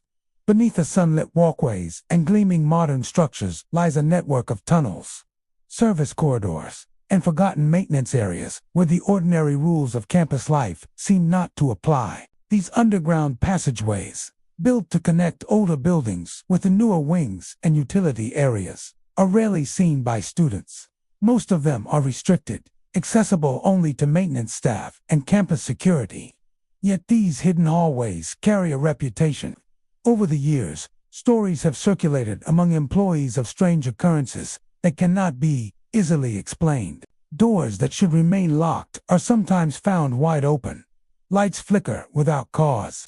Footsteps echo where no one is walking, and voices murmur in the darkness. Voices that seem familiar, but belong to no one present. Maintenance crews working late in the tunnels often describe the sensation of being watched. Some say it begins subtly, with the hair on the back of their neck standing on end, or the faint sound of shuffling behind them, just out of sight. One electrician recounted checking a junction box beneath a lab building when he heard slow, deliberate footsteps approaching. He called out, but there was no reply. When he looked up, the corridor was empty, yet the footsteps continued, fading into the distance as though receding into the shadows. The university's older buildings, particularly those integrated into the newer expansions, are linked to these underground spaces. It is in these areas that strange occurrences are most often reported. Sometimes a quiet voice can be heard, a faint sigh or a whispered word that vanishes the moment anyone attempts to locate it. Several staff members insist that the voices sound human but carry an unnatural resonance, as if coming from multiple directions at once. There are tales of shadowy figures moving along the walls of the corridors. One security officer described patrolling a closed section of the tunnel beneath a lecture hall when he glimpsed a dark silhouette at the far end. He shone his flashlight, but the figure disappeared instantly, leaving only a faint chill in the air. On another night, a maintenance worker reported seeing a figure standing near a stairwell landing, perfectly still, as if waiting. When approached, the figure was gone, leaving behind the faintest echo of footsteps in the empty hallway. Even above ground, some of UCF's newer buildings seem affected by the unseen presence lurking below. Students and staff report lights flickering in classrooms that are empty, chairs shifting slightly from their usual positions, and the occasional hum of a machine or computer that no one has turned on. Some faculty members claim they have heard whispers through the walls late at night, carrying words that seem almost coherent before fading into silence. The sounds are subtle enough to be dismissed, yet persistent enough to make those working alone uneasy. A particular section of campus, near the older science and engineering buildings, has gained notoriety among night staff. These areas were built atop land that once contained temporary structures during the university's early development. While most records have long been lost, legends suggest that remnants of those early buildings remain underground, integrated into the foundation. Staff who have worked alone in this section tell of sudden cold spots, inexplicable drafts, and the sensation of someone standing just behind them. Several have reported seeing fleeting shadows at the corner of their vision, shapes that vanish when they turn to confront them. Occasionally, the paranormal stories extend beyond mere sounds and shadows. Some staff describe experiencing subtle, disorienting sensations, tools and equipment that shift from one side of a room to another, keys disappearing and reappearing in odd places, and elevators stopping at floors they did not select. While some of these incidents may be explained by mechanical quirks, the consistency of reports, especially in the areas near the tunnels, has convinced many that something unusual persists beneath the campus. Students who have ventured near these areas late at night have also felt a strange energy. One student working on a night research project in a lab adjacent to the tunnel entrances described a low, constant hum beneath the building. It wasn't machinery or traffic, just a faint vibration that seemed to pulse rhythmically, like a heartbeat echoing from the earth. As she moved her equipment, the hum would shift in pitch and intensity, stopping only when she left the building. Another widely shared tale involves a janitor who, while inspecting a locked service corridor, heard the sound of multiple people walking together, boots against concrete, soft chatter, yet the corridor was completely empty. When he returned the next day, no footprints or signs of anyone being there could be found. But the feeling of being followed lingered for weeks afterward. Perhaps the most unnerving element of UCF's hidden spaces is their silent insistence on remaining unexplained.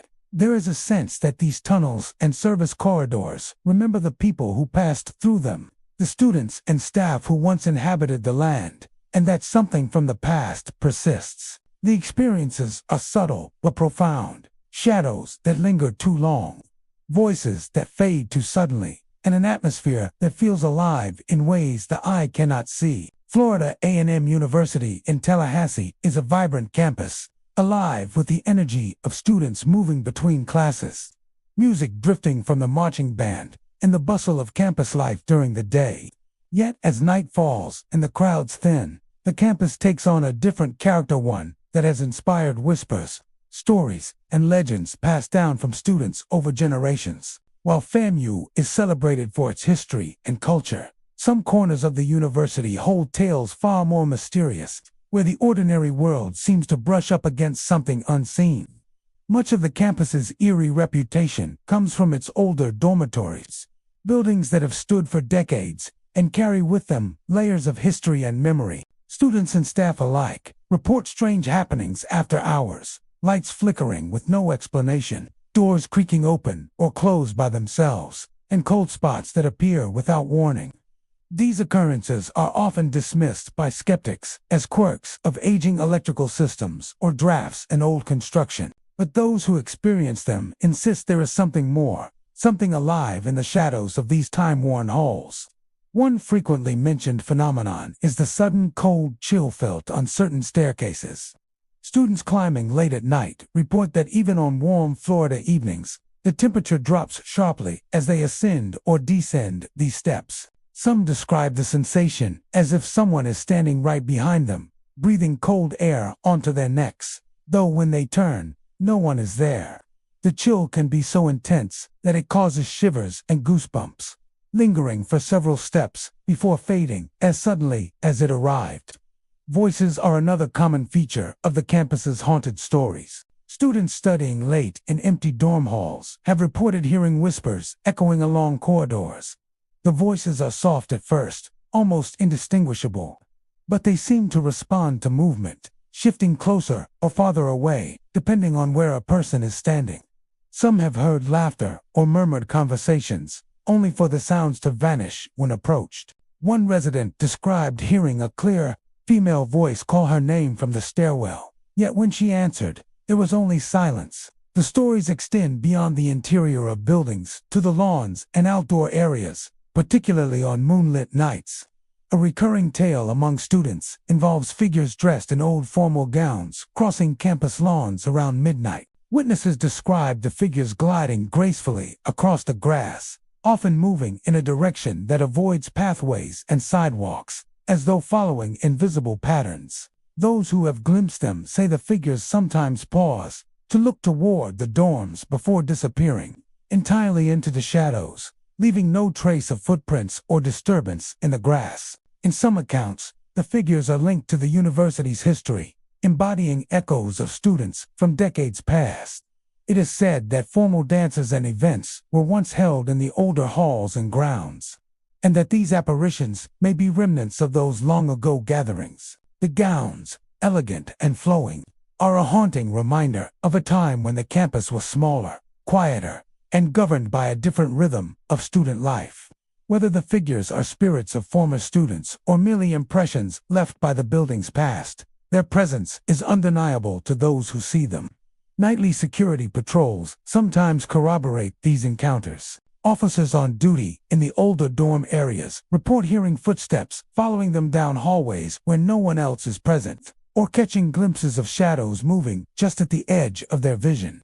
In a few instances, surveillance cameras have recorded doors opening and closing on their own, lights flickering inexplicably, and shadowed figures passing through corridors. Maintenance staff working late have also reported the sensation of being observed, as though someone is standing silently behind them, even when the halls are empty.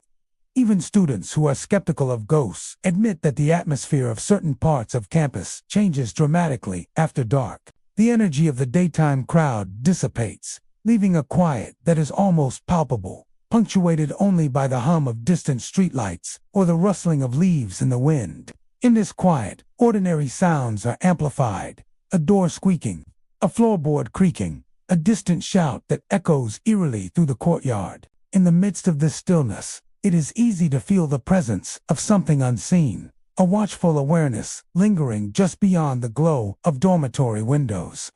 Some of the most vivid stories involve encounters where multiple elements occur simultaneously.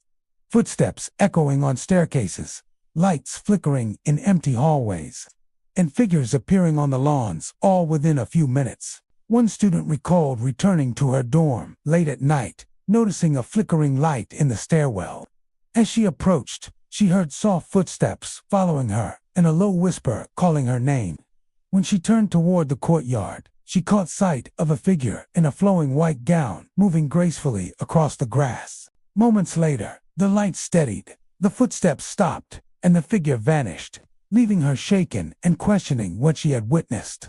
These experiences, whether interpreted as paranormal or psychological, have become part of the lore of Florida A&M University. They are stories shared in hushed conversations among students walking back from late classes, passed along to newcomers as cautionary tales, and whispered in laughter-tinged fear at campus events. They link the present to the past, grounding the modern university in its history, and reminding all who traverse the campus that some part of its legacy refuses to rest quietly. The University of West Florida, perched along the scenic shores of Pensacola, is widely celebrated for its academic programs, beautiful campus, and coastal charm. But beneath the modern walkways and sprawling lawns lies a darker, lesser-known history, one that has fueled decades of eerie tales and whispered legends among students and faculty alike. Local lore suggests that parts of the university are built over lands that once served as burial grounds for early settlers of the Pensacola area. While official records are scarce, these stories have a persistent life of their own, giving rise to countless accounts of paranormal activity that have become part of the campus culture.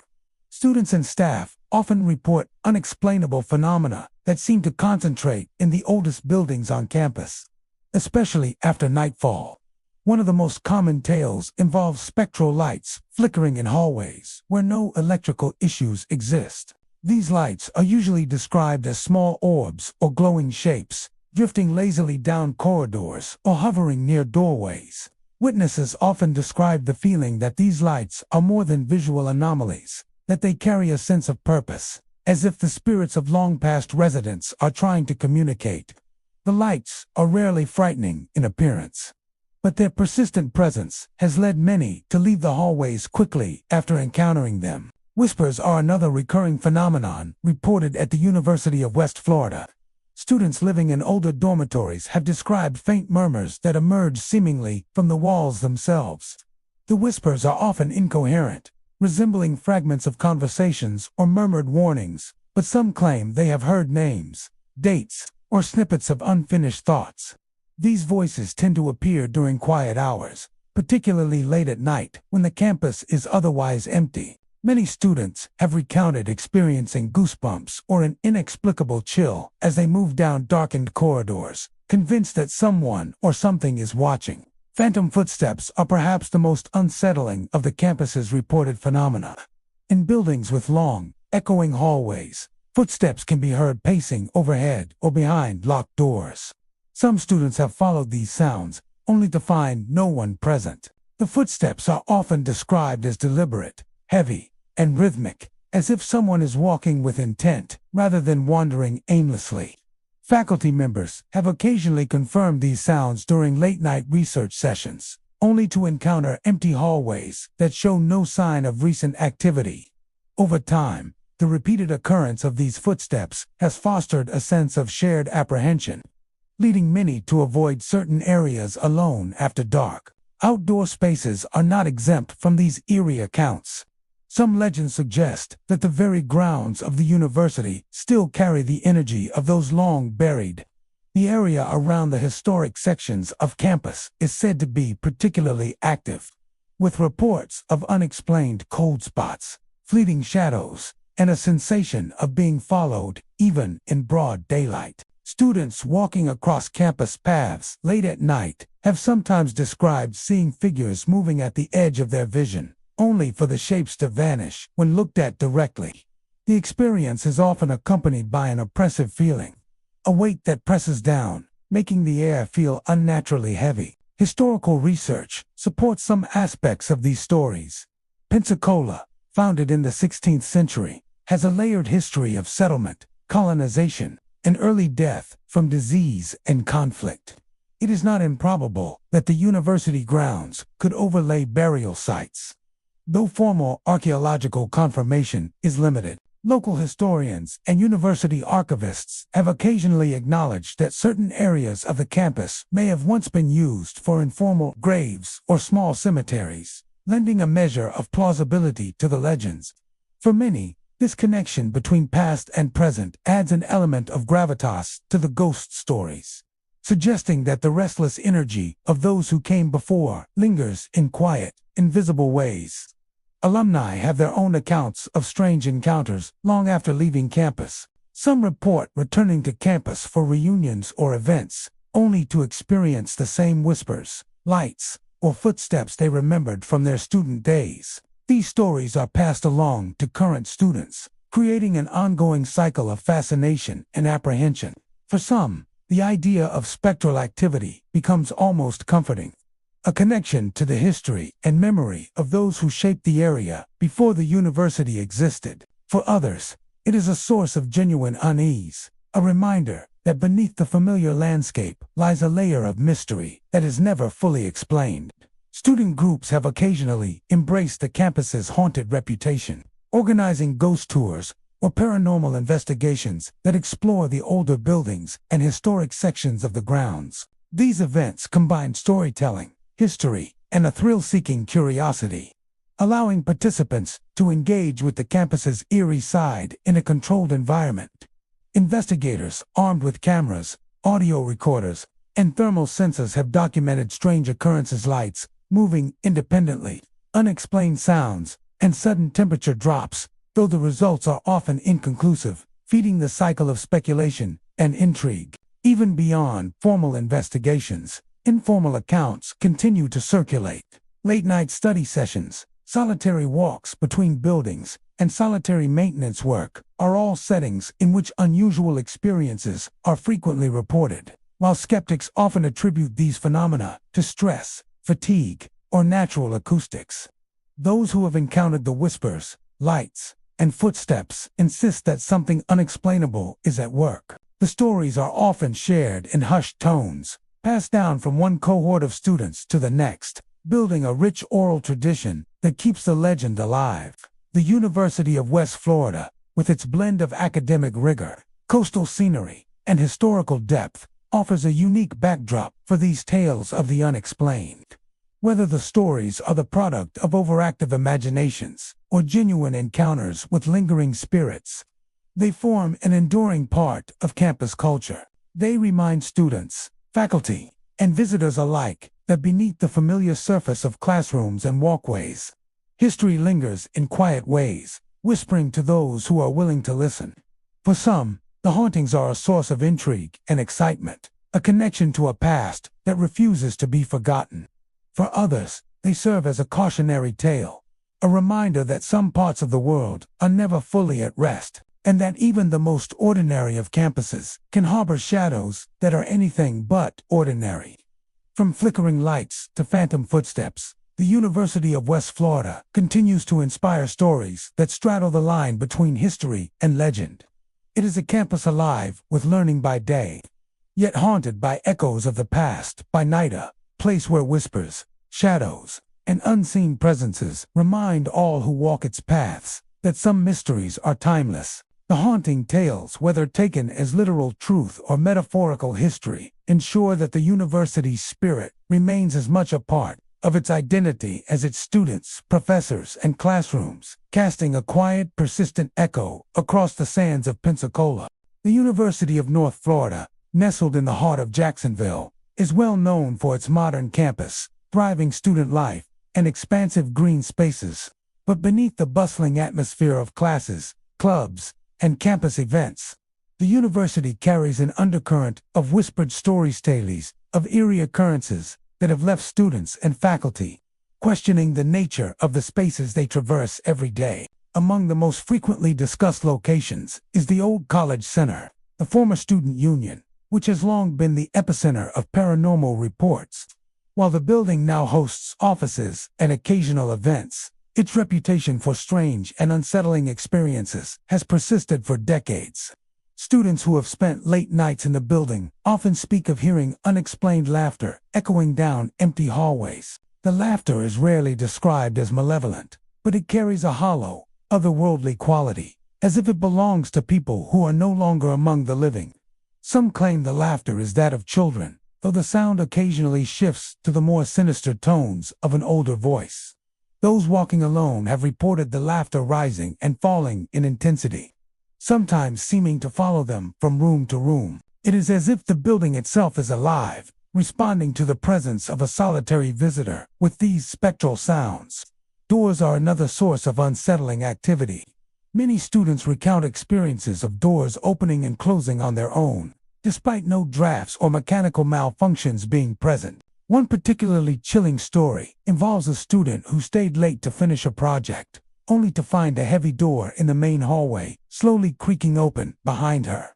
When she turned, no one was there, yet the feeling of being watched grew so intense that she fled the building. Others have reported similar experiences, doors swinging open as if pushed by unseen hands, or locking themselves in the middle of the night, leaving corridors eerily silent except for the occasional distant laughter. The sensation of being followed is perhaps the most commonly reported phenomenon in the Old College Center. Students walking through dimly lit hallways have described feeling a sudden weight behind them, as if someone is shadowing their every step. When they turn, the space is empty, and the air feels heavier, almost charged with an unseen presence. Some have said the feeling is accompanied by a cold draft or a faint whisper, words that cannot be made out but seem to warn of an unseen observer. It is the kind of encounter that lingers long after leaving the building, leaving a subtle unease that can affect how students view the campus itself. While the Old College Center draws the most attention, other areas of the University of North Florida have their own stories. Faculty offices, particularly those on upper floors or at the ends of long hallways, have been the sites of strange sounds and inexplicable movement. Chairs rocking on their own, papers sliding off desks, and lights flickering at random times are all part of the tapestry of reported experiences.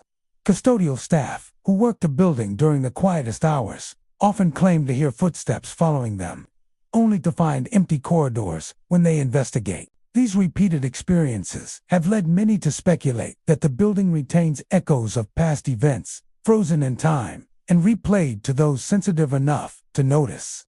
Students themselves have contributed countless stories to the lore of the campus.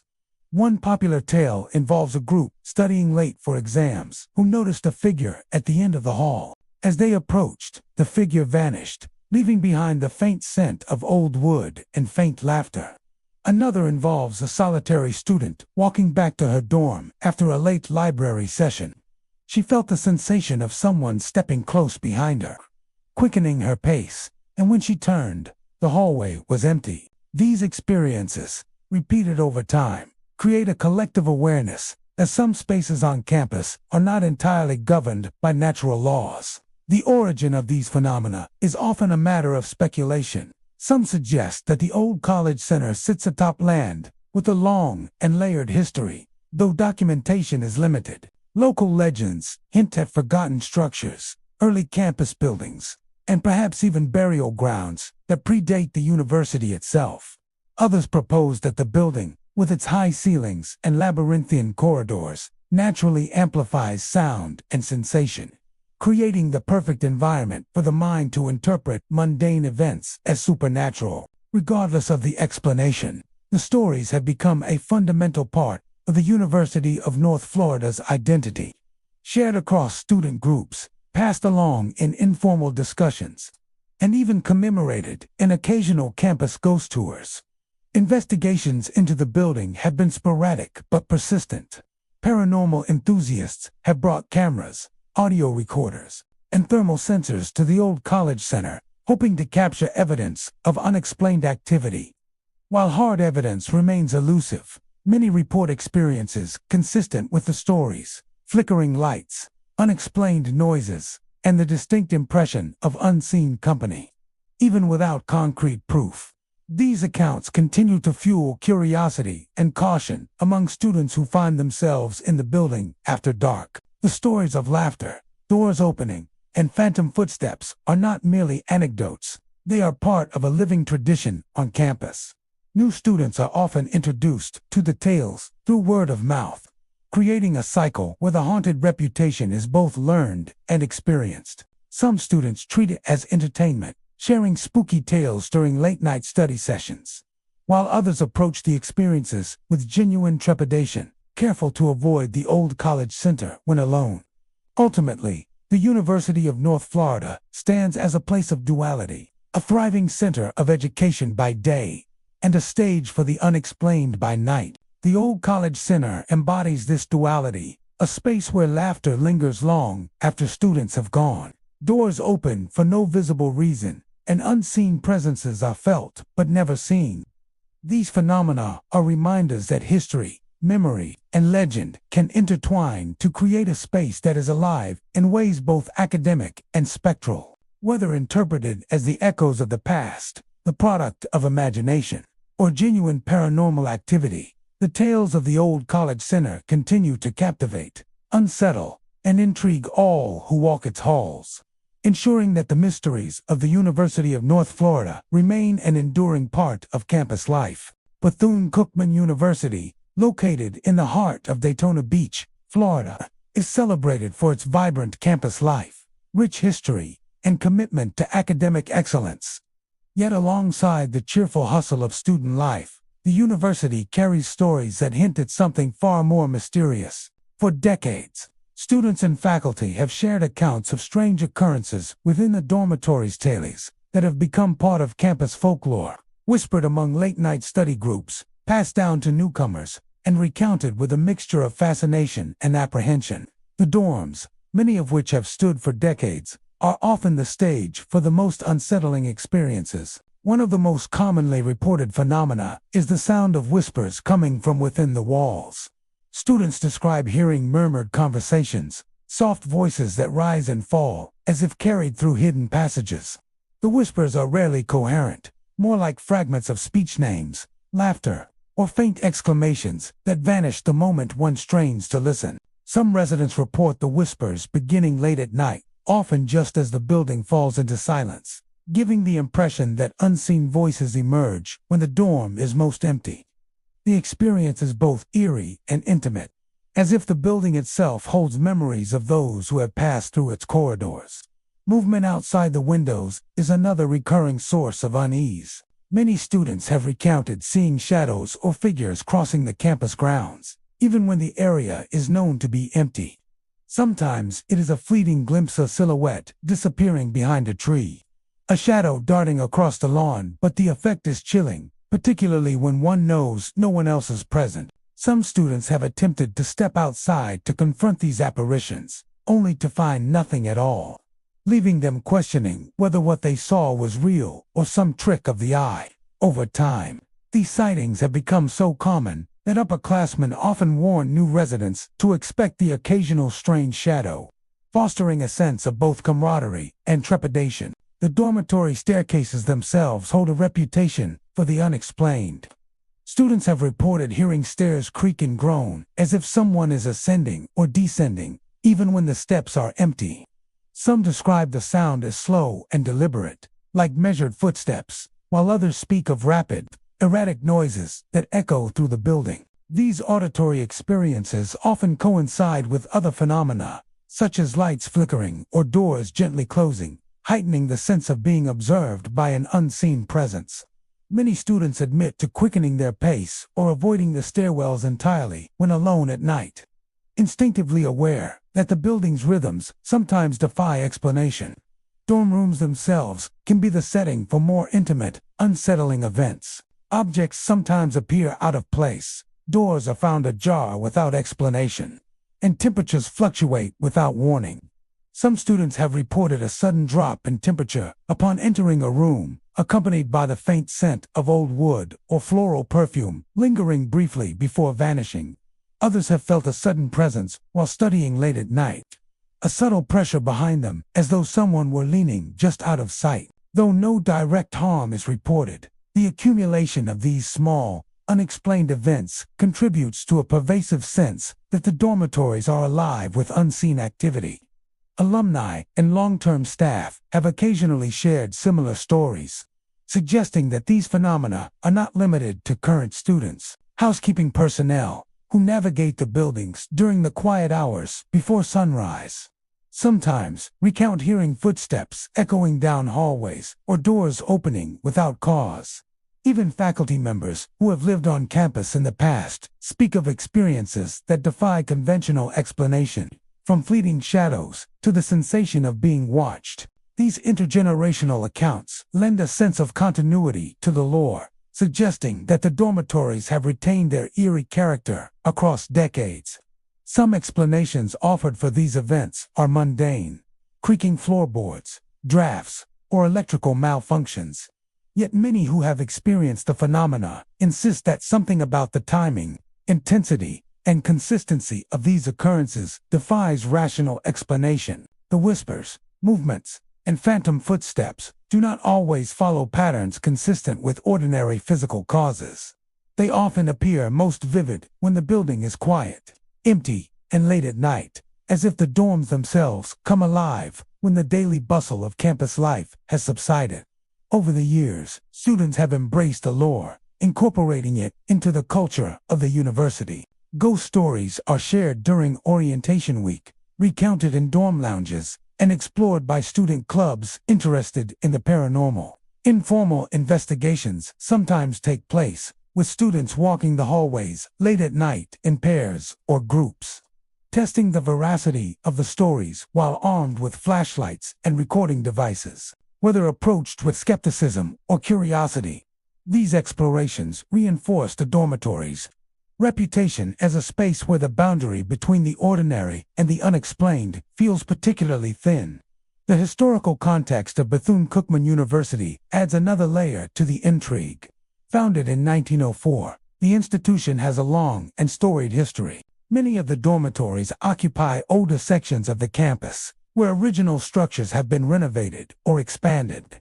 It is not unreasonable to think that the walls, floors, and staircases have absorbed echoes of decades of student life, creating a kind of residual energy that manifests as whispers, shadows, or sounds. Whether these occurrences are paranormal, psychological, or simply the product of suggestion, they continue to captivate and unsettle students alike. Ultimately, the dormitories of Bethune-Cookman University offer more than just a place to sleep. They are a nexus of stories, history, and unexplained phenomena. Whispers in the walls, shadows outside windows, and the creaking of unseen footsteps serve as constant reminders that the campus has layers beyond the visible and tangible. For those who live and study there, these experiences are a shared thread, connecting generations of students to a legacy both vibrant and spectral. The dorms stand as a testament to the university's rich past, a living space where the ordinary routines of student life are occasionally interrupted by glimpses of the extraordinary, ensuring that the legends of Bethune-Cookman endure, quietly echoing through the hallways long after the lights go out. Florida Polytechnic University in Lakeland, Florida, is a modern campus known for its cutting-edge architecture, innovative STEM programs, and focus on technology and research. Unlike older universities steeped in centuries of history, Florida Poly's relatively recent construction means it lacks the extensive folklore found at older institutions. Yet, even in a campus designed with sleek lines, bright labs, and open spaces, whispers of unexplained activity have begun to circulate among students, faculty, and staff. These stories, subtle but persistent, suggest that even a new university can hold mysteries beneath its polished surface. One of the most frequently reported phenomena takes place in the laboratories late at night. Students studying late or participating in sanctioned after-hours research have occasionally described catching glimpses of a figure dressed in a white lab coat moving silently between the workstations. At first, these sightings are fleeting, a shadow in the corner of the lab, a reflection in the glass of a microscope or monitor. But the impression is distinct. Someone, or something, is moving deliberately among the equipment. Many who have seen the figure report a sense of unease, not necessarily fear, but an awareness that the lab is not entirely empty. When they approach the area where the figure seemed to be, the space is always vacant, and all equipment remains untouched, as if nothing had passed through at all. Unexplained flickers in electrical power are another recurring detail in the campus's growing lore. Certain research buildings, particularly those with extensive electronic equipment and advanced lighting systems, have experienced sudden, brief blackouts or lights dimming inexplicably. These power fluctuations are often isolated and difficult to replicate, occurring without warning and without affecting nearby circuits. Students and staff present during these incidents frequently describe an uncanny sensation accompanying the flickers. A momentary pause in the atmosphere, a subtle shift in temperature, or an almost tangible awareness that something is present. While maintenance crews typically attribute these events to technical glitches, the timing and frequency of the occurrences in specific locations have led some to wonder if there is more at play than simple electrical malfunctions. Rumors of areas where accidents occurred during construction have also fueled whispers of spectral presence. During the building of the campus, a few minor injuries and incidents were reported, though no fatalities occurred. Despite this, some students and faculty believe that certain spots carry lingering energy, residual traces of pain or distress that have somehow imprinted on the environment. Students working late in these locations have reported sudden chills, brief disorientation, or the eerie feeling of being watched. Even those who are skeptical admit that there is a certain tension in these areas that is difficult to explain, a subtle signal that sets them apart from the otherwise pristine and orderly campus. The university's modern design, while intended to be open and inviting, may also contribute to the sense of strangeness. Wide corridors, glass walls, and echoing open labs can make ordinary sounds feel amplified and shapes more ambiguous. A swaying curtain, a flicker of reflected light, or a shadow cast by a moving door can suddenly appear as something more substantial in the stillness of late-night hours. Still, those who have reported experiences insist that the phenomena cannot be entirely explained by architectural quirks or overactive imaginations, especially when multiple witnesses describe the same events. Student culture at Florida Polytechnic University has begun to integrate these subtle stories, sharing accounts quietly in dorms, during study sessions, and on social media groups dedicated to campus life. While the tales are not yet as widespread or sensational as those at older institutions, they carry a peculiar fascination precisely because of the campus's youth. There is a thrill in discovering that even in a place built with modern engineering and design, the unexplained can appear, prompting curiosity, caution, and sometimes a bit of playful intrigue. Students studying robotics or computer science may jokingly theorize about lab-based AI gone rogue, while those in more traditional disciplines might ponder whether residual human energy lingers despite the building's newness. Faculty and staff occasionally share corroborating stories, lending credibility to student accounts. Custodial teams working after hours have reported the sensation of being observed, hearing faint noises in otherwise empty spaces, or seeing equipment seem to shift slightly without explanation. Security personnel monitoring the campus cameras have occasionally noted movements on screens that do not correspond to any recorded personnel, further fueling speculation. Even the university administration, while mostly treating these accounts as anecdotal, has acknowledged awareness of the stories and the unique energy that late-night work can bring, encouraging students to report any incidents that seem unusual. The modern laboratories, lecture halls, and research centers of Florida Polytechnic University now serve not only as hubs of innovation and learning, but also as the stages for these subtle mysteries. The white-coated figure glimpsed in late-night labs, the flickering lights in certain buildings, and the whispered stories of areas tied to construction mishaps contribute to a slowly evolving folklore that is uniquely Florida Poly. Unlike older universities with centuries of layered history, these tales are new, forming in real time alongside the student body and growing organically as each new encounter is shared and retold. Despite the uncertainty surrounding these events, the accounts remain compelling. They remind students that even in the most modern environments, there are elements that resist explanation. The juxtaposition of cutting-edge technology and subtle, unexplainable occurrences creates a unique tension, a blending of rationality and mystery. The experiences are rarely frightening in the traditional sense, but they provoke curiosity, caution, and a sense of wonder, a recognition that even a newly built university can harbor experiences that defy ordinary understanding. Florida Polytechnic University continues to expand, adding new labs, dormitories, and research centers.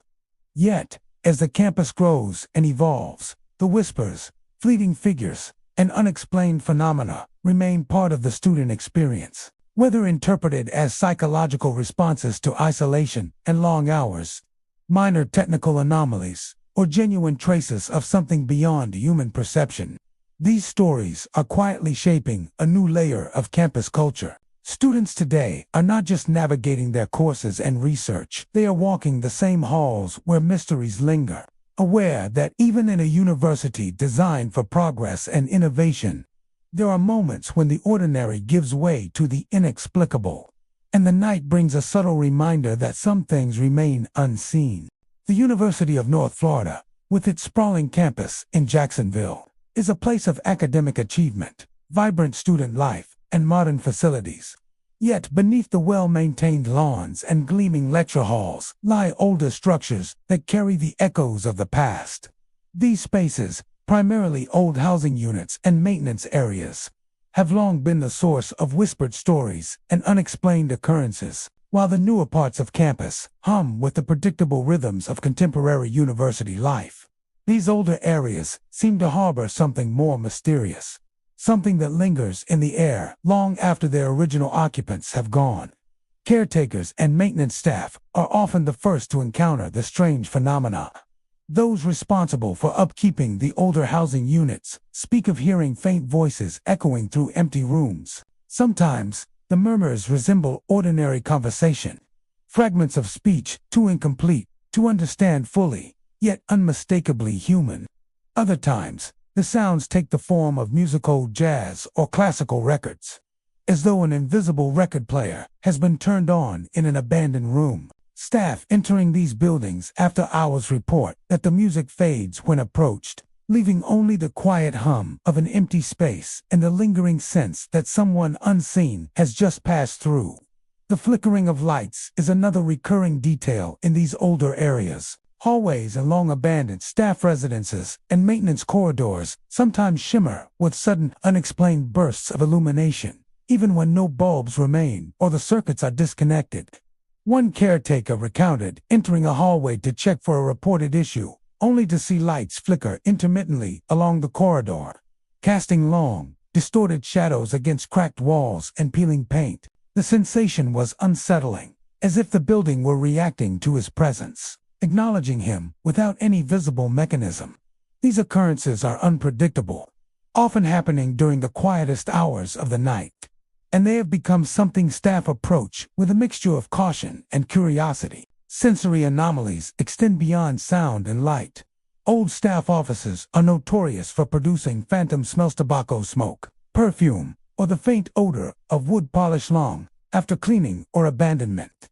These scents often appear suddenly and fade just as mysteriously, leaving those present with the eerie impression of a lingering presence. Some staff have reported opening drawers, only to be met with a faint aroma of tobacco, though no smoking has occurred in the building for decades. Others have walked into offices and detected the subtle scent of perfume, as if a former occupant had merely stepped out for a moment, leaving traces of their presence behind. These fleeting sensory experiences, while intangible, have become an accepted part of working in these older areas of campus, reinforcing the idea that the past has a way of asserting itself, even in the modern university environment. Structural sounds further contribute to the sense of the unexplained. Floors creak and groan with the passage of invisible footsteps. Doors open and close without cause, and the occasional metallic clang echoes from maintenance rooms long deserted. These sounds often coincide with the other phenomena: flickering lights, whispered voices, or music creating a layered experience that blurs the line between ordinary noises and something more unusual. Staff often describe a heightened awareness in these buildings, a tension that seems to pervade every room and hallway, suggesting that the spaces themselves are imbued with memory and presence. While these reports are anecdotal, they are remarkably consistent. Multiple staff members, over the course of years, have recounted similar experiences, hearing voices, seeing lights flash when none should exist, or smelling scents tied to past occupants. Students who occasionally explore these older areas also report feeling watched or noticing shadows moving at the edge of vision. Although these spaces are largely restricted and rarely visited without supervision, the convergence of experiences lends a sense of legitimacy to the stories, making them more than mere coincidence or imagination. Some speculate that the history of the buildings plays a significant role in the phenomena. Many of the old housing units and maintenance offices were constructed decades ago, hosting generations of staff and caretakers. Over the years, the buildings have seen countless comings and goings, long nights of work, and the mundane yet personal routines of those who lived and labored there. The theory is that these memories, the energy of repeated human activity, somehow imprint themselves on the structure, manifesting as sounds, scents, and movements when conditions are right. Whether viewed as a psychological effect or a subtle paranormal residue, the stories endure, shaping how people perceive these spaces. Despite the eerie reports, many staff approach the buildings with a professional curiosity rather than fear. Maintenance crews have developed routines and protocols to check the older units, taking care to document unusual occurrences and share them with colleagues. In some ways, the stories foster camaraderie, with experienced staff guiding newcomers on what to expect and how to interpret the strange phenomena. Students and occasional visitors, hearing these tales, often approach the old areas with a blend of fascination and wariness, contributing to the continued oral tradition that surrounds these parts of campus. The University of North Florida's old housing and maintenance areas serve as a quiet counterpoint to the vibrant, bustling life of the modern campus. In these spaces, the ordinary is occasionally interrupted by glimpses of the extraordinary. Music that plays from nowhere, whispers that drift through empty hallways, lights that flicker despite the absence of bulbs, and scents that evoke the presence of long-gone occupants. These phenomena create a layered narrative of the campus, blending history, memory, and mystery in ways that are both unsettling and captivating. Ultimately, the older structures of UNF are reminders that a university is more than classrooms and laboratories. It is a living space with a history that lingers in subtle ways. The stories of music, voices, lights, and smells are part of the fabric of the campus, quietly shaping how students, faculty, and staff experience the university. They offer a glimpse into the unseen, a sense that the echoes of the past continue to resonate long after the buildings have been vacated. In these spaces, the ordinary routines of maintenance, study, and work are punctuated by the inexplicable, ensuring that the mysteries of the University of North Florida remain an enduring and quietly haunting presence. Jacksonville University, situated along the banks of the St. Johns River, is a vibrant academic institution with a picturesque campus, historic architecture, and a close-knit student community.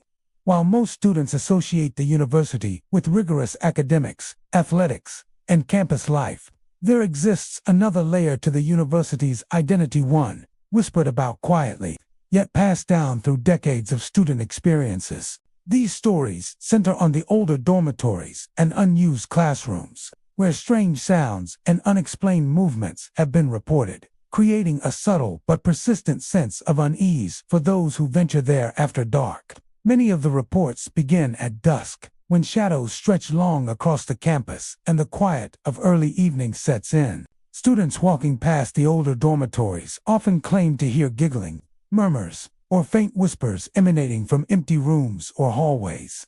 The sounds are usually soft, almost conversational, like fragments of private conversations that vanish when one tries to focus on them.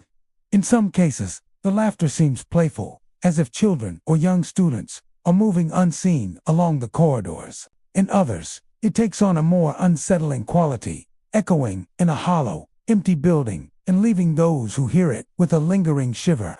Many students admit that hearing these sounds alone can be unnerving, causing them to quicken their pace or glance over their shoulder, even when the dorms appear completely abandoned.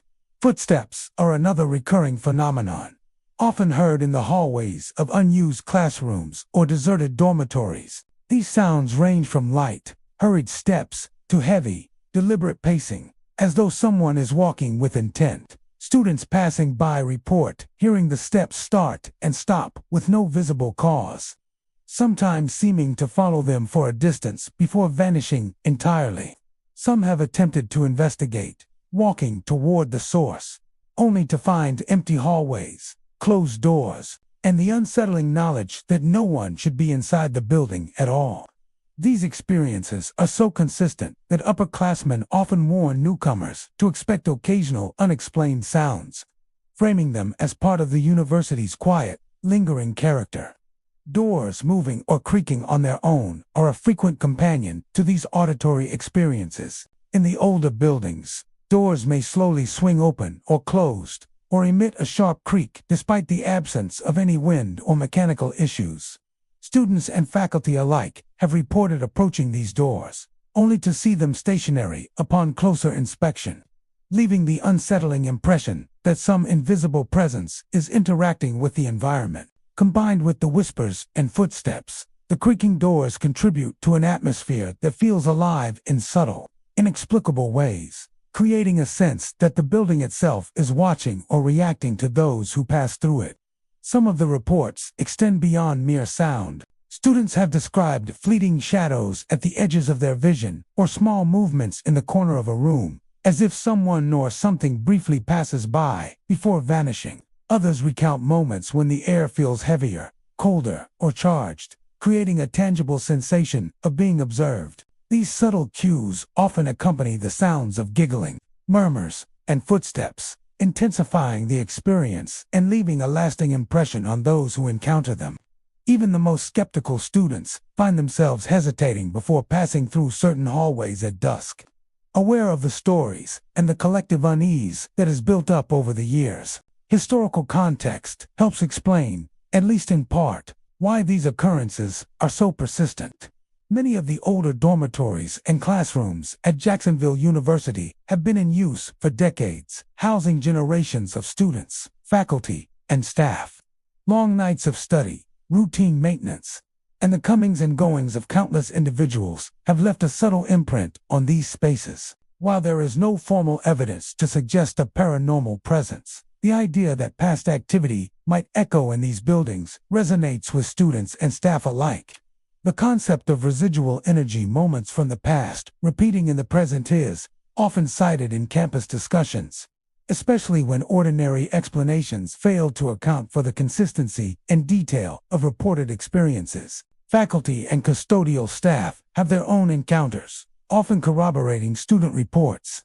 Night custodians, working alone in the older dormitories, sometimes hear laughter or murmurs that seem to come from empty rooms, accompanied by the occasional creak of a door or step along a hallway. Security personnel monitoring late-night cameras have occasionally noted movement or flickering lights in spaces that are supposed to be empty, reinforcing the idea that these phenomena are not confined to the imagination of students alone.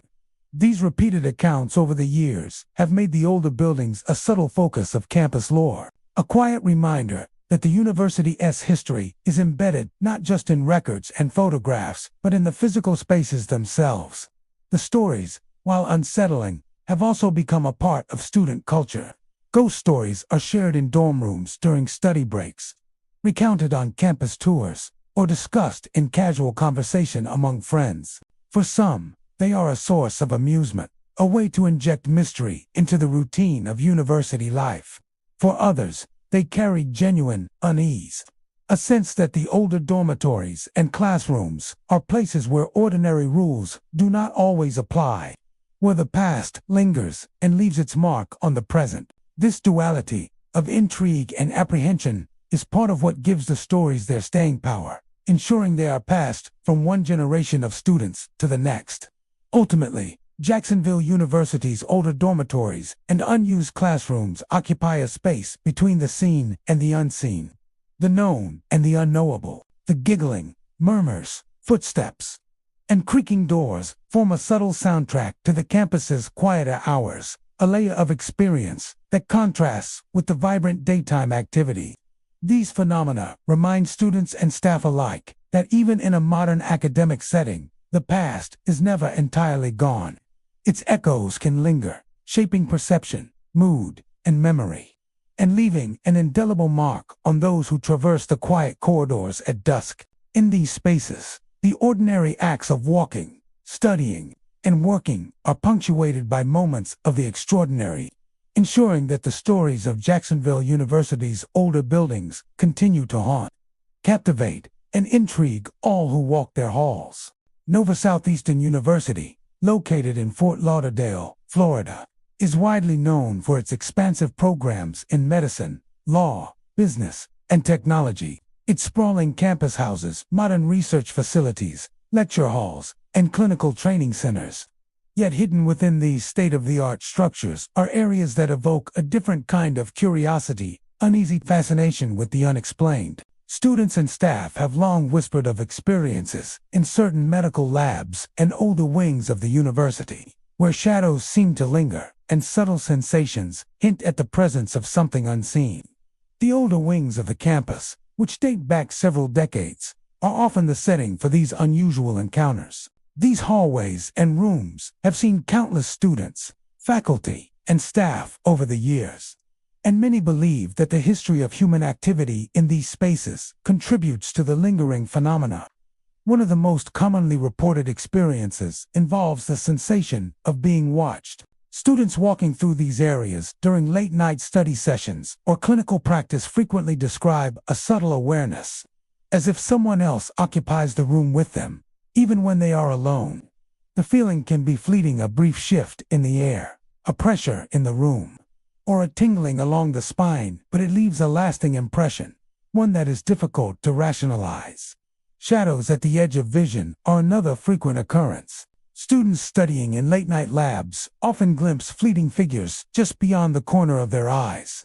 These shadows rarely remain long enough to be observed directly, vanishing as soon as one turns to focus on them. Some describe these figures as human-shaped, while others report amorphous movements that seem to glide along walls or across the floor. The movements are subtle and often easily dismissed, yet the cumulative effect, combined with the sense of being watched, can make even familiar corridors feel strange and foreboding. Medical labs in particular seem to hold a special place in the university's quiet lore. These laboratories, some of which have been repurposed multiple times, are the sites of intense study, research, and experimentation. It is here that the rumors of accidents long ago take root, while official records rarely confirm such events. Whispers among students suggest that incidents in earlier decades, minor mishaps or more serious accidents, may have left a residual impression on the space. Students entering these labs late at night sometimes report sudden cold spots, unexplained noises, or the sense that someone has just left the room, even though they are entirely alone. These occurrences are subtle yet persistent, enough to foster a sense of caution and curiosity among those who spend long hours in these settings. Some students report more sensory-based experiences, such as a sudden feeling of heaviness, a brief chill, or the inexplicable sensation of someone standing close behind them. These sensations often accompany other phenomena, like flickering lights or the faint sound of movement in empty corridors, while skeptics suggest that long hours, stress, and fatigue may heighten perception and anxiety. The consistency of the reports across multiple students and staff makes them difficult to dismiss entirely. There is a shared understanding that certain areas of the older wings and labs carry a unique atmosphere, one that cannot be attributed solely to the ordinary functions of the university. The older wings also hold stories related to doors and equipment. Students occasionally notice doors opening slightly on their own, or lab cabinets shifting as if recently touched. In combination with shadows and sensory experiences, these subtle movements contribute to an impression that the building is not entirely passive, that some unseen presence may still occupy the space. Even lights sometimes behave unusually, flickering without cause, reinforcing the sense of unpredictability and tension in areas that might otherwise seem mundane. Faculty and custodial staff have their own experiences, often corroborating student reports. Nighttime custodians report hearing faint footsteps in corridors, or the sound of distant voices echoing through empty labs. Faculty who conduct late-night research have described moments when their focus is interrupted by inexplicable sensations, objects appearing slightly out of place, or a sudden awareness of a presence that vanishes when investigated. Security personnel monitoring the buildings have occasionally noted anomalies on cameras, such as shadows moving without discernible origin. These repeated experiences over time create a shared lore that is quietly acknowledged across the campus community. Students sometimes share these stories among themselves, particularly during late-night study sessions or casual gatherings. The tales range from playful speculation to genuine unease, but they have become part of the cultural fabric of the university. New students are often introduced to the stories, learning to treat the older wings and certain labs with a mix of respect and cautious curiosity. Some take it in stride as a natural part of a university's long history, while others approach the areas with apprehension, aware that the past may have left its mark in ways both visible and invisible. Despite the modern architecture and advanced research facilities, the older sections of Nova Southeastern University serve as a reminder that history, memory, and human presence can linger in unexpected ways. The shadows, unexplained sensations, and rumors of past accidents combine to form a tapestry of subtle mystery, weaving through the labs and wings like a quiet, persistent hum. These experiences challenge the boundary between the known and unknown, creating moments where the ordinary rhythm of study and work is interrupted by the extraordinary. Ultimately, The older wings and medical labs of Nova Southeastern University offer more than just physical space for learning. They provide a stage for unexplained phenomena that connect students, staff, and faculty to the university's layered past. Whether interpreted as paranormal presence, psychological perception, or echoes of history, the experiences are undeniably compelling. They remind those who traverse these halls that even in a modern, highly scientific environment, the past can leave traces that linger in subtle yet tangible ways. Shadows shift, sensations arise, and the unseen persists, quietly shaping the atmosphere of the university long after the day's activities have ended, ensuring that the stories of Nova Southeastern's older spaces continue to intrigue, unsettle, and captivate those who encounter them. Embry-Riddle Aeronautical University in Daytona Beach, Florida, is renowned worldwide for its programs in aviation, aerospace engineering, and aeronautical science. The campus, with its expansive runways, hangars, and state-of-the-art flight simulators, is a hub of activity during the day, filled with the hum of aircraft engines, the chatter of students, and the steady rhythm of aviation training.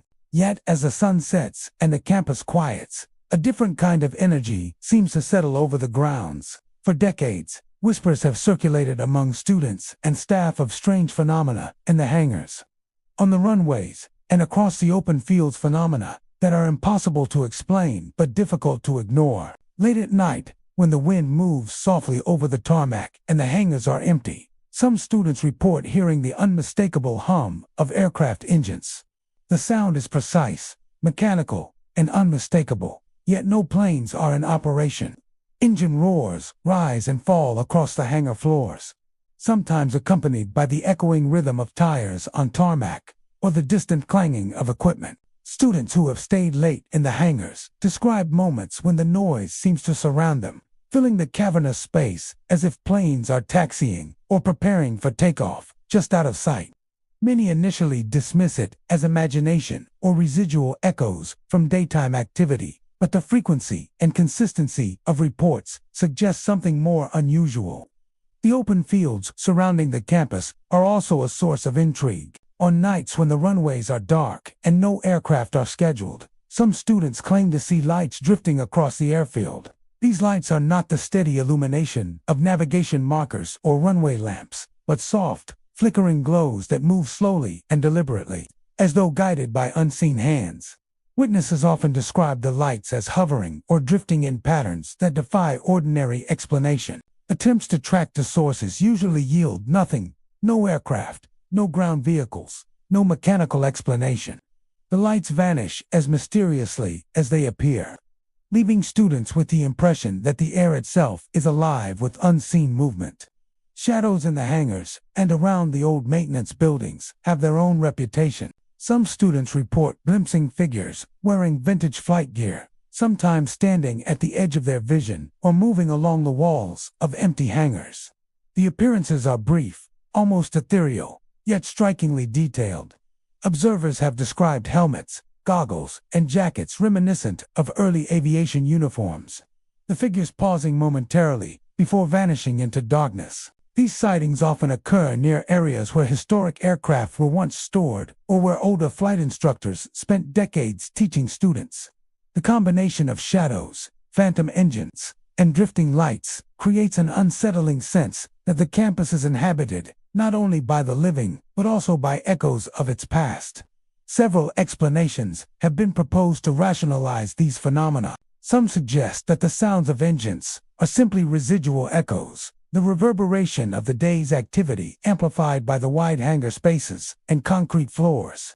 Others believe that fatigue, stress, and the intense focus required in aviation studies heighten perception, making students more sensitive to subtle environmental cues. The lights drifting across the fields are sometimes attributed to distant vehicles, aircraft on adjacent runways, or natural atmospheric effects. Yet even those familiar with aviation know that these explanations fail to account for the precision and consistency reported over years, particularly in the isolated hours after midnight when the campus is quiet and virtually empty. Faculty and staff occasionally corroborate the stories. Nighttime custodians and security personnel often hear noises or see lights that cannot be explained by mechanical or electrical causes. Maintenance crews working late in empty hangars sometimes report feeling a presence, sensing someone moving just beyond their field of vision, or witnessing equipment seemingly shift without human intervention. Experienced flight instructors, particularly those who have spent decades on campus, sometimes share tales of encounters in the hangars that mirror student reports, phantom engine sounds, drifting lights, and glimpses of figures in vintage flight attire. These accounts, repeated across generations of the embryonal community, have become part of the subtle folklore of the university. Despite the eerie undertones, many students approach the stories with a mix of curiosity and respect rather than fear. Late-night training sessions, study groups, or solo visits to hangars often come with an unspoken awareness of the campus's strange reputation. Some students share stories during casual conversation, recounting their own experiences or the tales they've heard from others. These stories are told in hushed tones, a blend of excitement, apprehension, and fascination. They become a rite of passage in their own way, an acknowledgement that the campus is more than its modern facilities, that history and mystery coexist alongside technology and education. The reputation of the hangars, airfields, and older maintenance buildings also lends a sense of continuity to the university's long history. Embryonal has been training pilots and engineers for nearly a century, and the persistent tales of phantom engines, drifting lights, and shadowy figures serve as reminders that the campus is layered with decades of experience, ambition, and human presence. Even in the modern era, where cutting-edge aircraft and simulators dominate the landscape, the echoes of the past remain, quietly interacting with those who walk the grounds at night.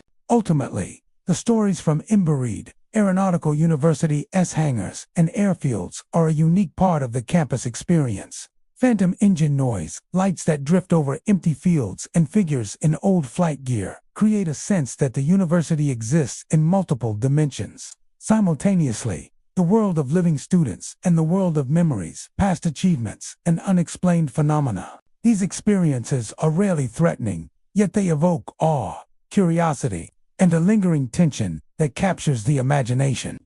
Students and staff alike come to recognize that even in a place devoted to science, precision, and technology, there remains space for the unknown. The night at Embry is never entirely quiet.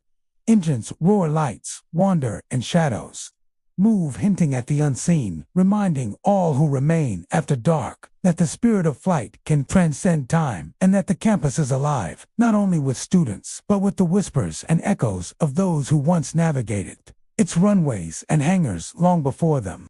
Santa Fe College in Gainesville, Florida, is known for its dedication to higher education, vibrant student life, and a campus that blends modern facilities with older, historic buildings.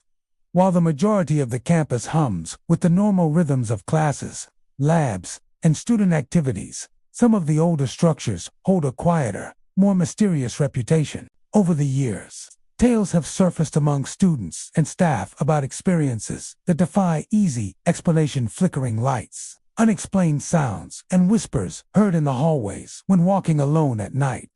These stories have become a subtle, almost secretive part of campus culture, whispered among those who have felt the peculiar atmosphere of the older parts of the college. The most commonly reported phenomenon involves flickering lights. Students and staff passing through older hallways often notice lights that dim, brighten, or blink seemingly at random, even when the electrical systems have been checked and no faults are found. Some report the lights flickering in sequences, almost as if responding to movement or sound, while others experience sudden, brief outages in otherwise well-lit corridors. The phenomenon is most frequently observed during late-night hours when the campus is quiet, lending an uncanny quality to the environment.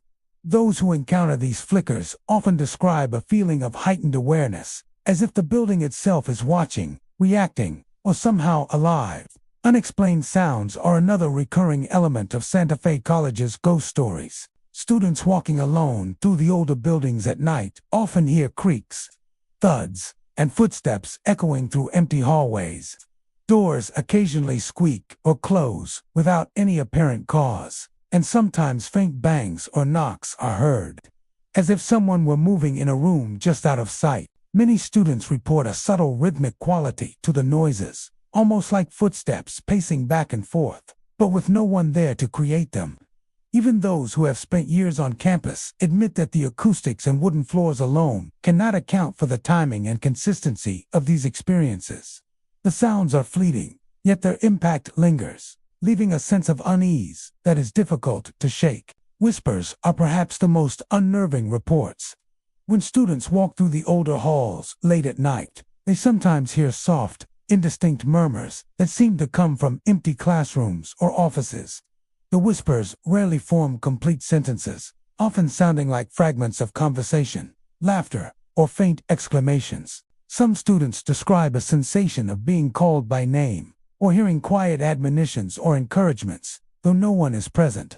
The combination of auditory and visual anomalies heightens the sense that the buildings hold a presence beyond the physical.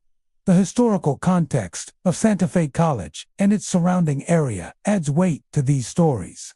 The college sits near older parts of Gainesville, where buildings have stood for decades and neighborhoods carry layers of local history. It is not difficult to imagine that the structures themselves, long used by students and faculty, have accumulated traces of past activity. Classrooms, offices, and hallways that have seen generations of occupants may retain a kind of memory, manifesting as subtle sounds, lights, or sensory impressions. While no official documentation of paranormal activity exists, the consistent reports from students and staff suggest that something unusual occurs in these older spaces, something that transcends ordinary mechanical explanations. Staff members, particularly custodial and security personnel, who work late shifts, frequently corroborate student accounts. They report hearing footsteps in empty hallways, detecting movement in rooms with no occupants, or noticing lights flicker without electrical cause. Security cameras occasionally capture anomalies, shadows or flashes that cannot be explained by normal activity. These experiences are often shared discreetly, reinforcing the lore without creating widespread alarm. The repetition of these accounts over years has given the older buildings a quiet, enigmatic reputation among those familiar with the campus. For students, encountering these phenomena can be a mixture of unsettling and intriguing. Some treat the experiences with humor or skepticism, joking about haunted hallways during study breaks or passing along stories as part of campus folklore. Others approach the older buildings with genuine caution, choosing well-lit paths or walking with companions to minimize encounters with the unexplained. The stories are shared and retold, becoming a subtle thread connecting current students with those who came before, and creating a shared cultural experience that is uniquely tied to the physical spaces of the campus. The older parts of Santa Fe College also seem to interact with the natural environment in ways that amplify the uncanny. Hallways are often long, narrow, and echoing, making ordinary sounds seem amplified or distorted. Shadows cast by the dim or flickering lights can appear to move independently of any physical source. The quiet of late-night campus hours sharpens the senses, making students more aware of small anomalies they might otherwise ignore during the bustle of the day. These conditions create an atmosphere in which even minor occurrences, an isolated creak, a sudden draft, or a fleeting whisper can take on a heightened, almost otherworldly significance. Despite the subtle fear these experiences can evoke, the stories ultimately serve as a point of fascination for the campus community. They remind students and staff that even modern institutions with clear routines, schedules, and structures can hold mysteries. The flickering lights, strange noises, and soft whispers in the older buildings of Santa Fe College act as a quiet testament to the passage of time, the presence of countless past occupants, and the ways in which history can leave echoes in physical spaces. They transform ordinary corridors and classrooms into places where the ordinary and extraordinary coexist, where the unseen can brush against the everyday, and where students walk the same halls that generations before them have walked, sometimes accompanied by whispers they cannot fully explain. Eastern Florida State College, with its main campus in Melbourne and multiple smaller community campuses spread across Brevard County, is a hub of learning, innovation, and student activity. While the majority of students attend classes during daylight hours, the quieter evenings reveal a different side of these campuses, one that exists on the edge of perception, where ordinary routines intersect with unexplained phenomena. At the smaller campuses, in particular, where older buildings have not undergone extensive renovation, whispers of unusual experiences have persisted for years. Students, faculty, and staff alike have shared accounts of shadowy shapes, mysterious footsteps, and fleeting sensations of presence that seem impossible to rationalize. Many of these experiences begin in the older academic buildings, laboratories, and administrative offices. Students who stay late to complete assignments or participate in extracurricular activities sometimes report seeing shadowy figures moving past windows or down hallways, often at the edge of their vision. These shapes are typically indistinct, humanoid in form but lacking clear detail, disappearing when looked at directly. The brief glimpses are enough to startle, creating a sensation that the building itself is alive with observation. Some describe the shapes as fleeting silhouettes that seem to glide along walls or pass silently through doorways, appearing and vanishing in ways that defy explanation. Unused laboratories are another focal point for unusual activity. Students who enter for project work or late-night research occasionally hear footsteps echoing across tile or concrete floors. Even though the rooms are completely empty, the sounds are distinct, rhythmic, and deliberate, often stopping abruptly as if someone has vanished into thin air. In some cases, multiple students report hearing the same sequences of steps, reinforcing the impression that the phenomenon is not purely subjective. These auditory experiences can be accompanied by the faint hum of equipment powering on momentarily, lights flickering despite electrical systems being turned off, or the soft clatter of objects moving on benches and shelves. The combination of noises creates an eerie atmosphere that is difficult to dismiss as coincidence. Empty hallways in the smaller campuses often amplify these sensations. Students and staff have described the uncanny feeling of someone breathing just behind them, even when no one else is present. The sensation is subtle, at first a barely perceptible warmth or shift in the air, but can escalate into a full awareness of being followed or observed.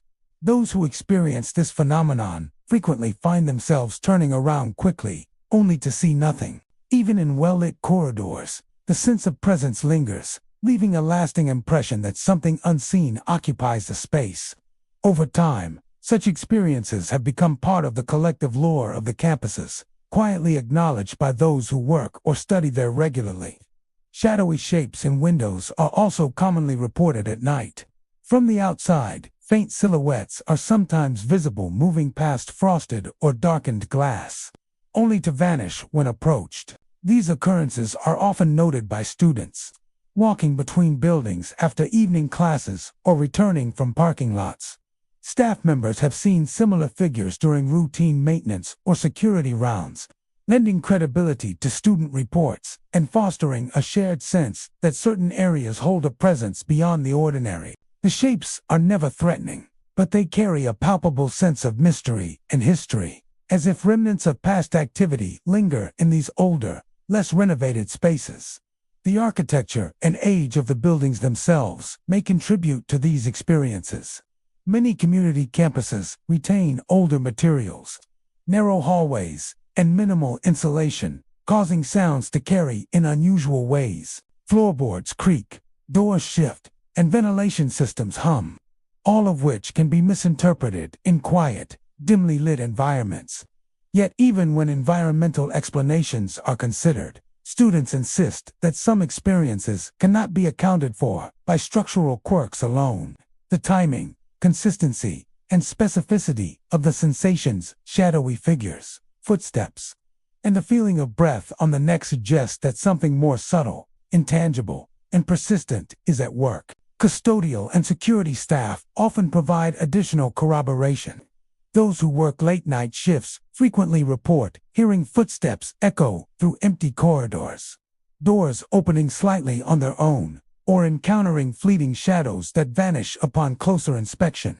Security cameras occasionally capture movement where no one is supposed to be, and maintenance personnel have recounted objects found in different positions than when left, though no one had entered the space. These repeated accounts over years help establish a pattern that extends beyond isolated student encounters, hinting at a consistent phenomenon tied to the older parts of the campuses.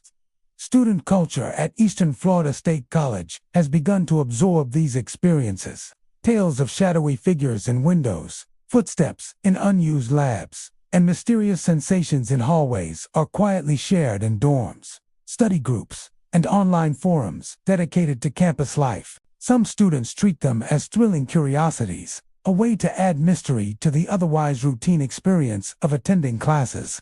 Others take precautions, such as walking in groups after dark or avoiding certain hallways entirely, acknowledging the stories while respecting the unexplained forces they describe.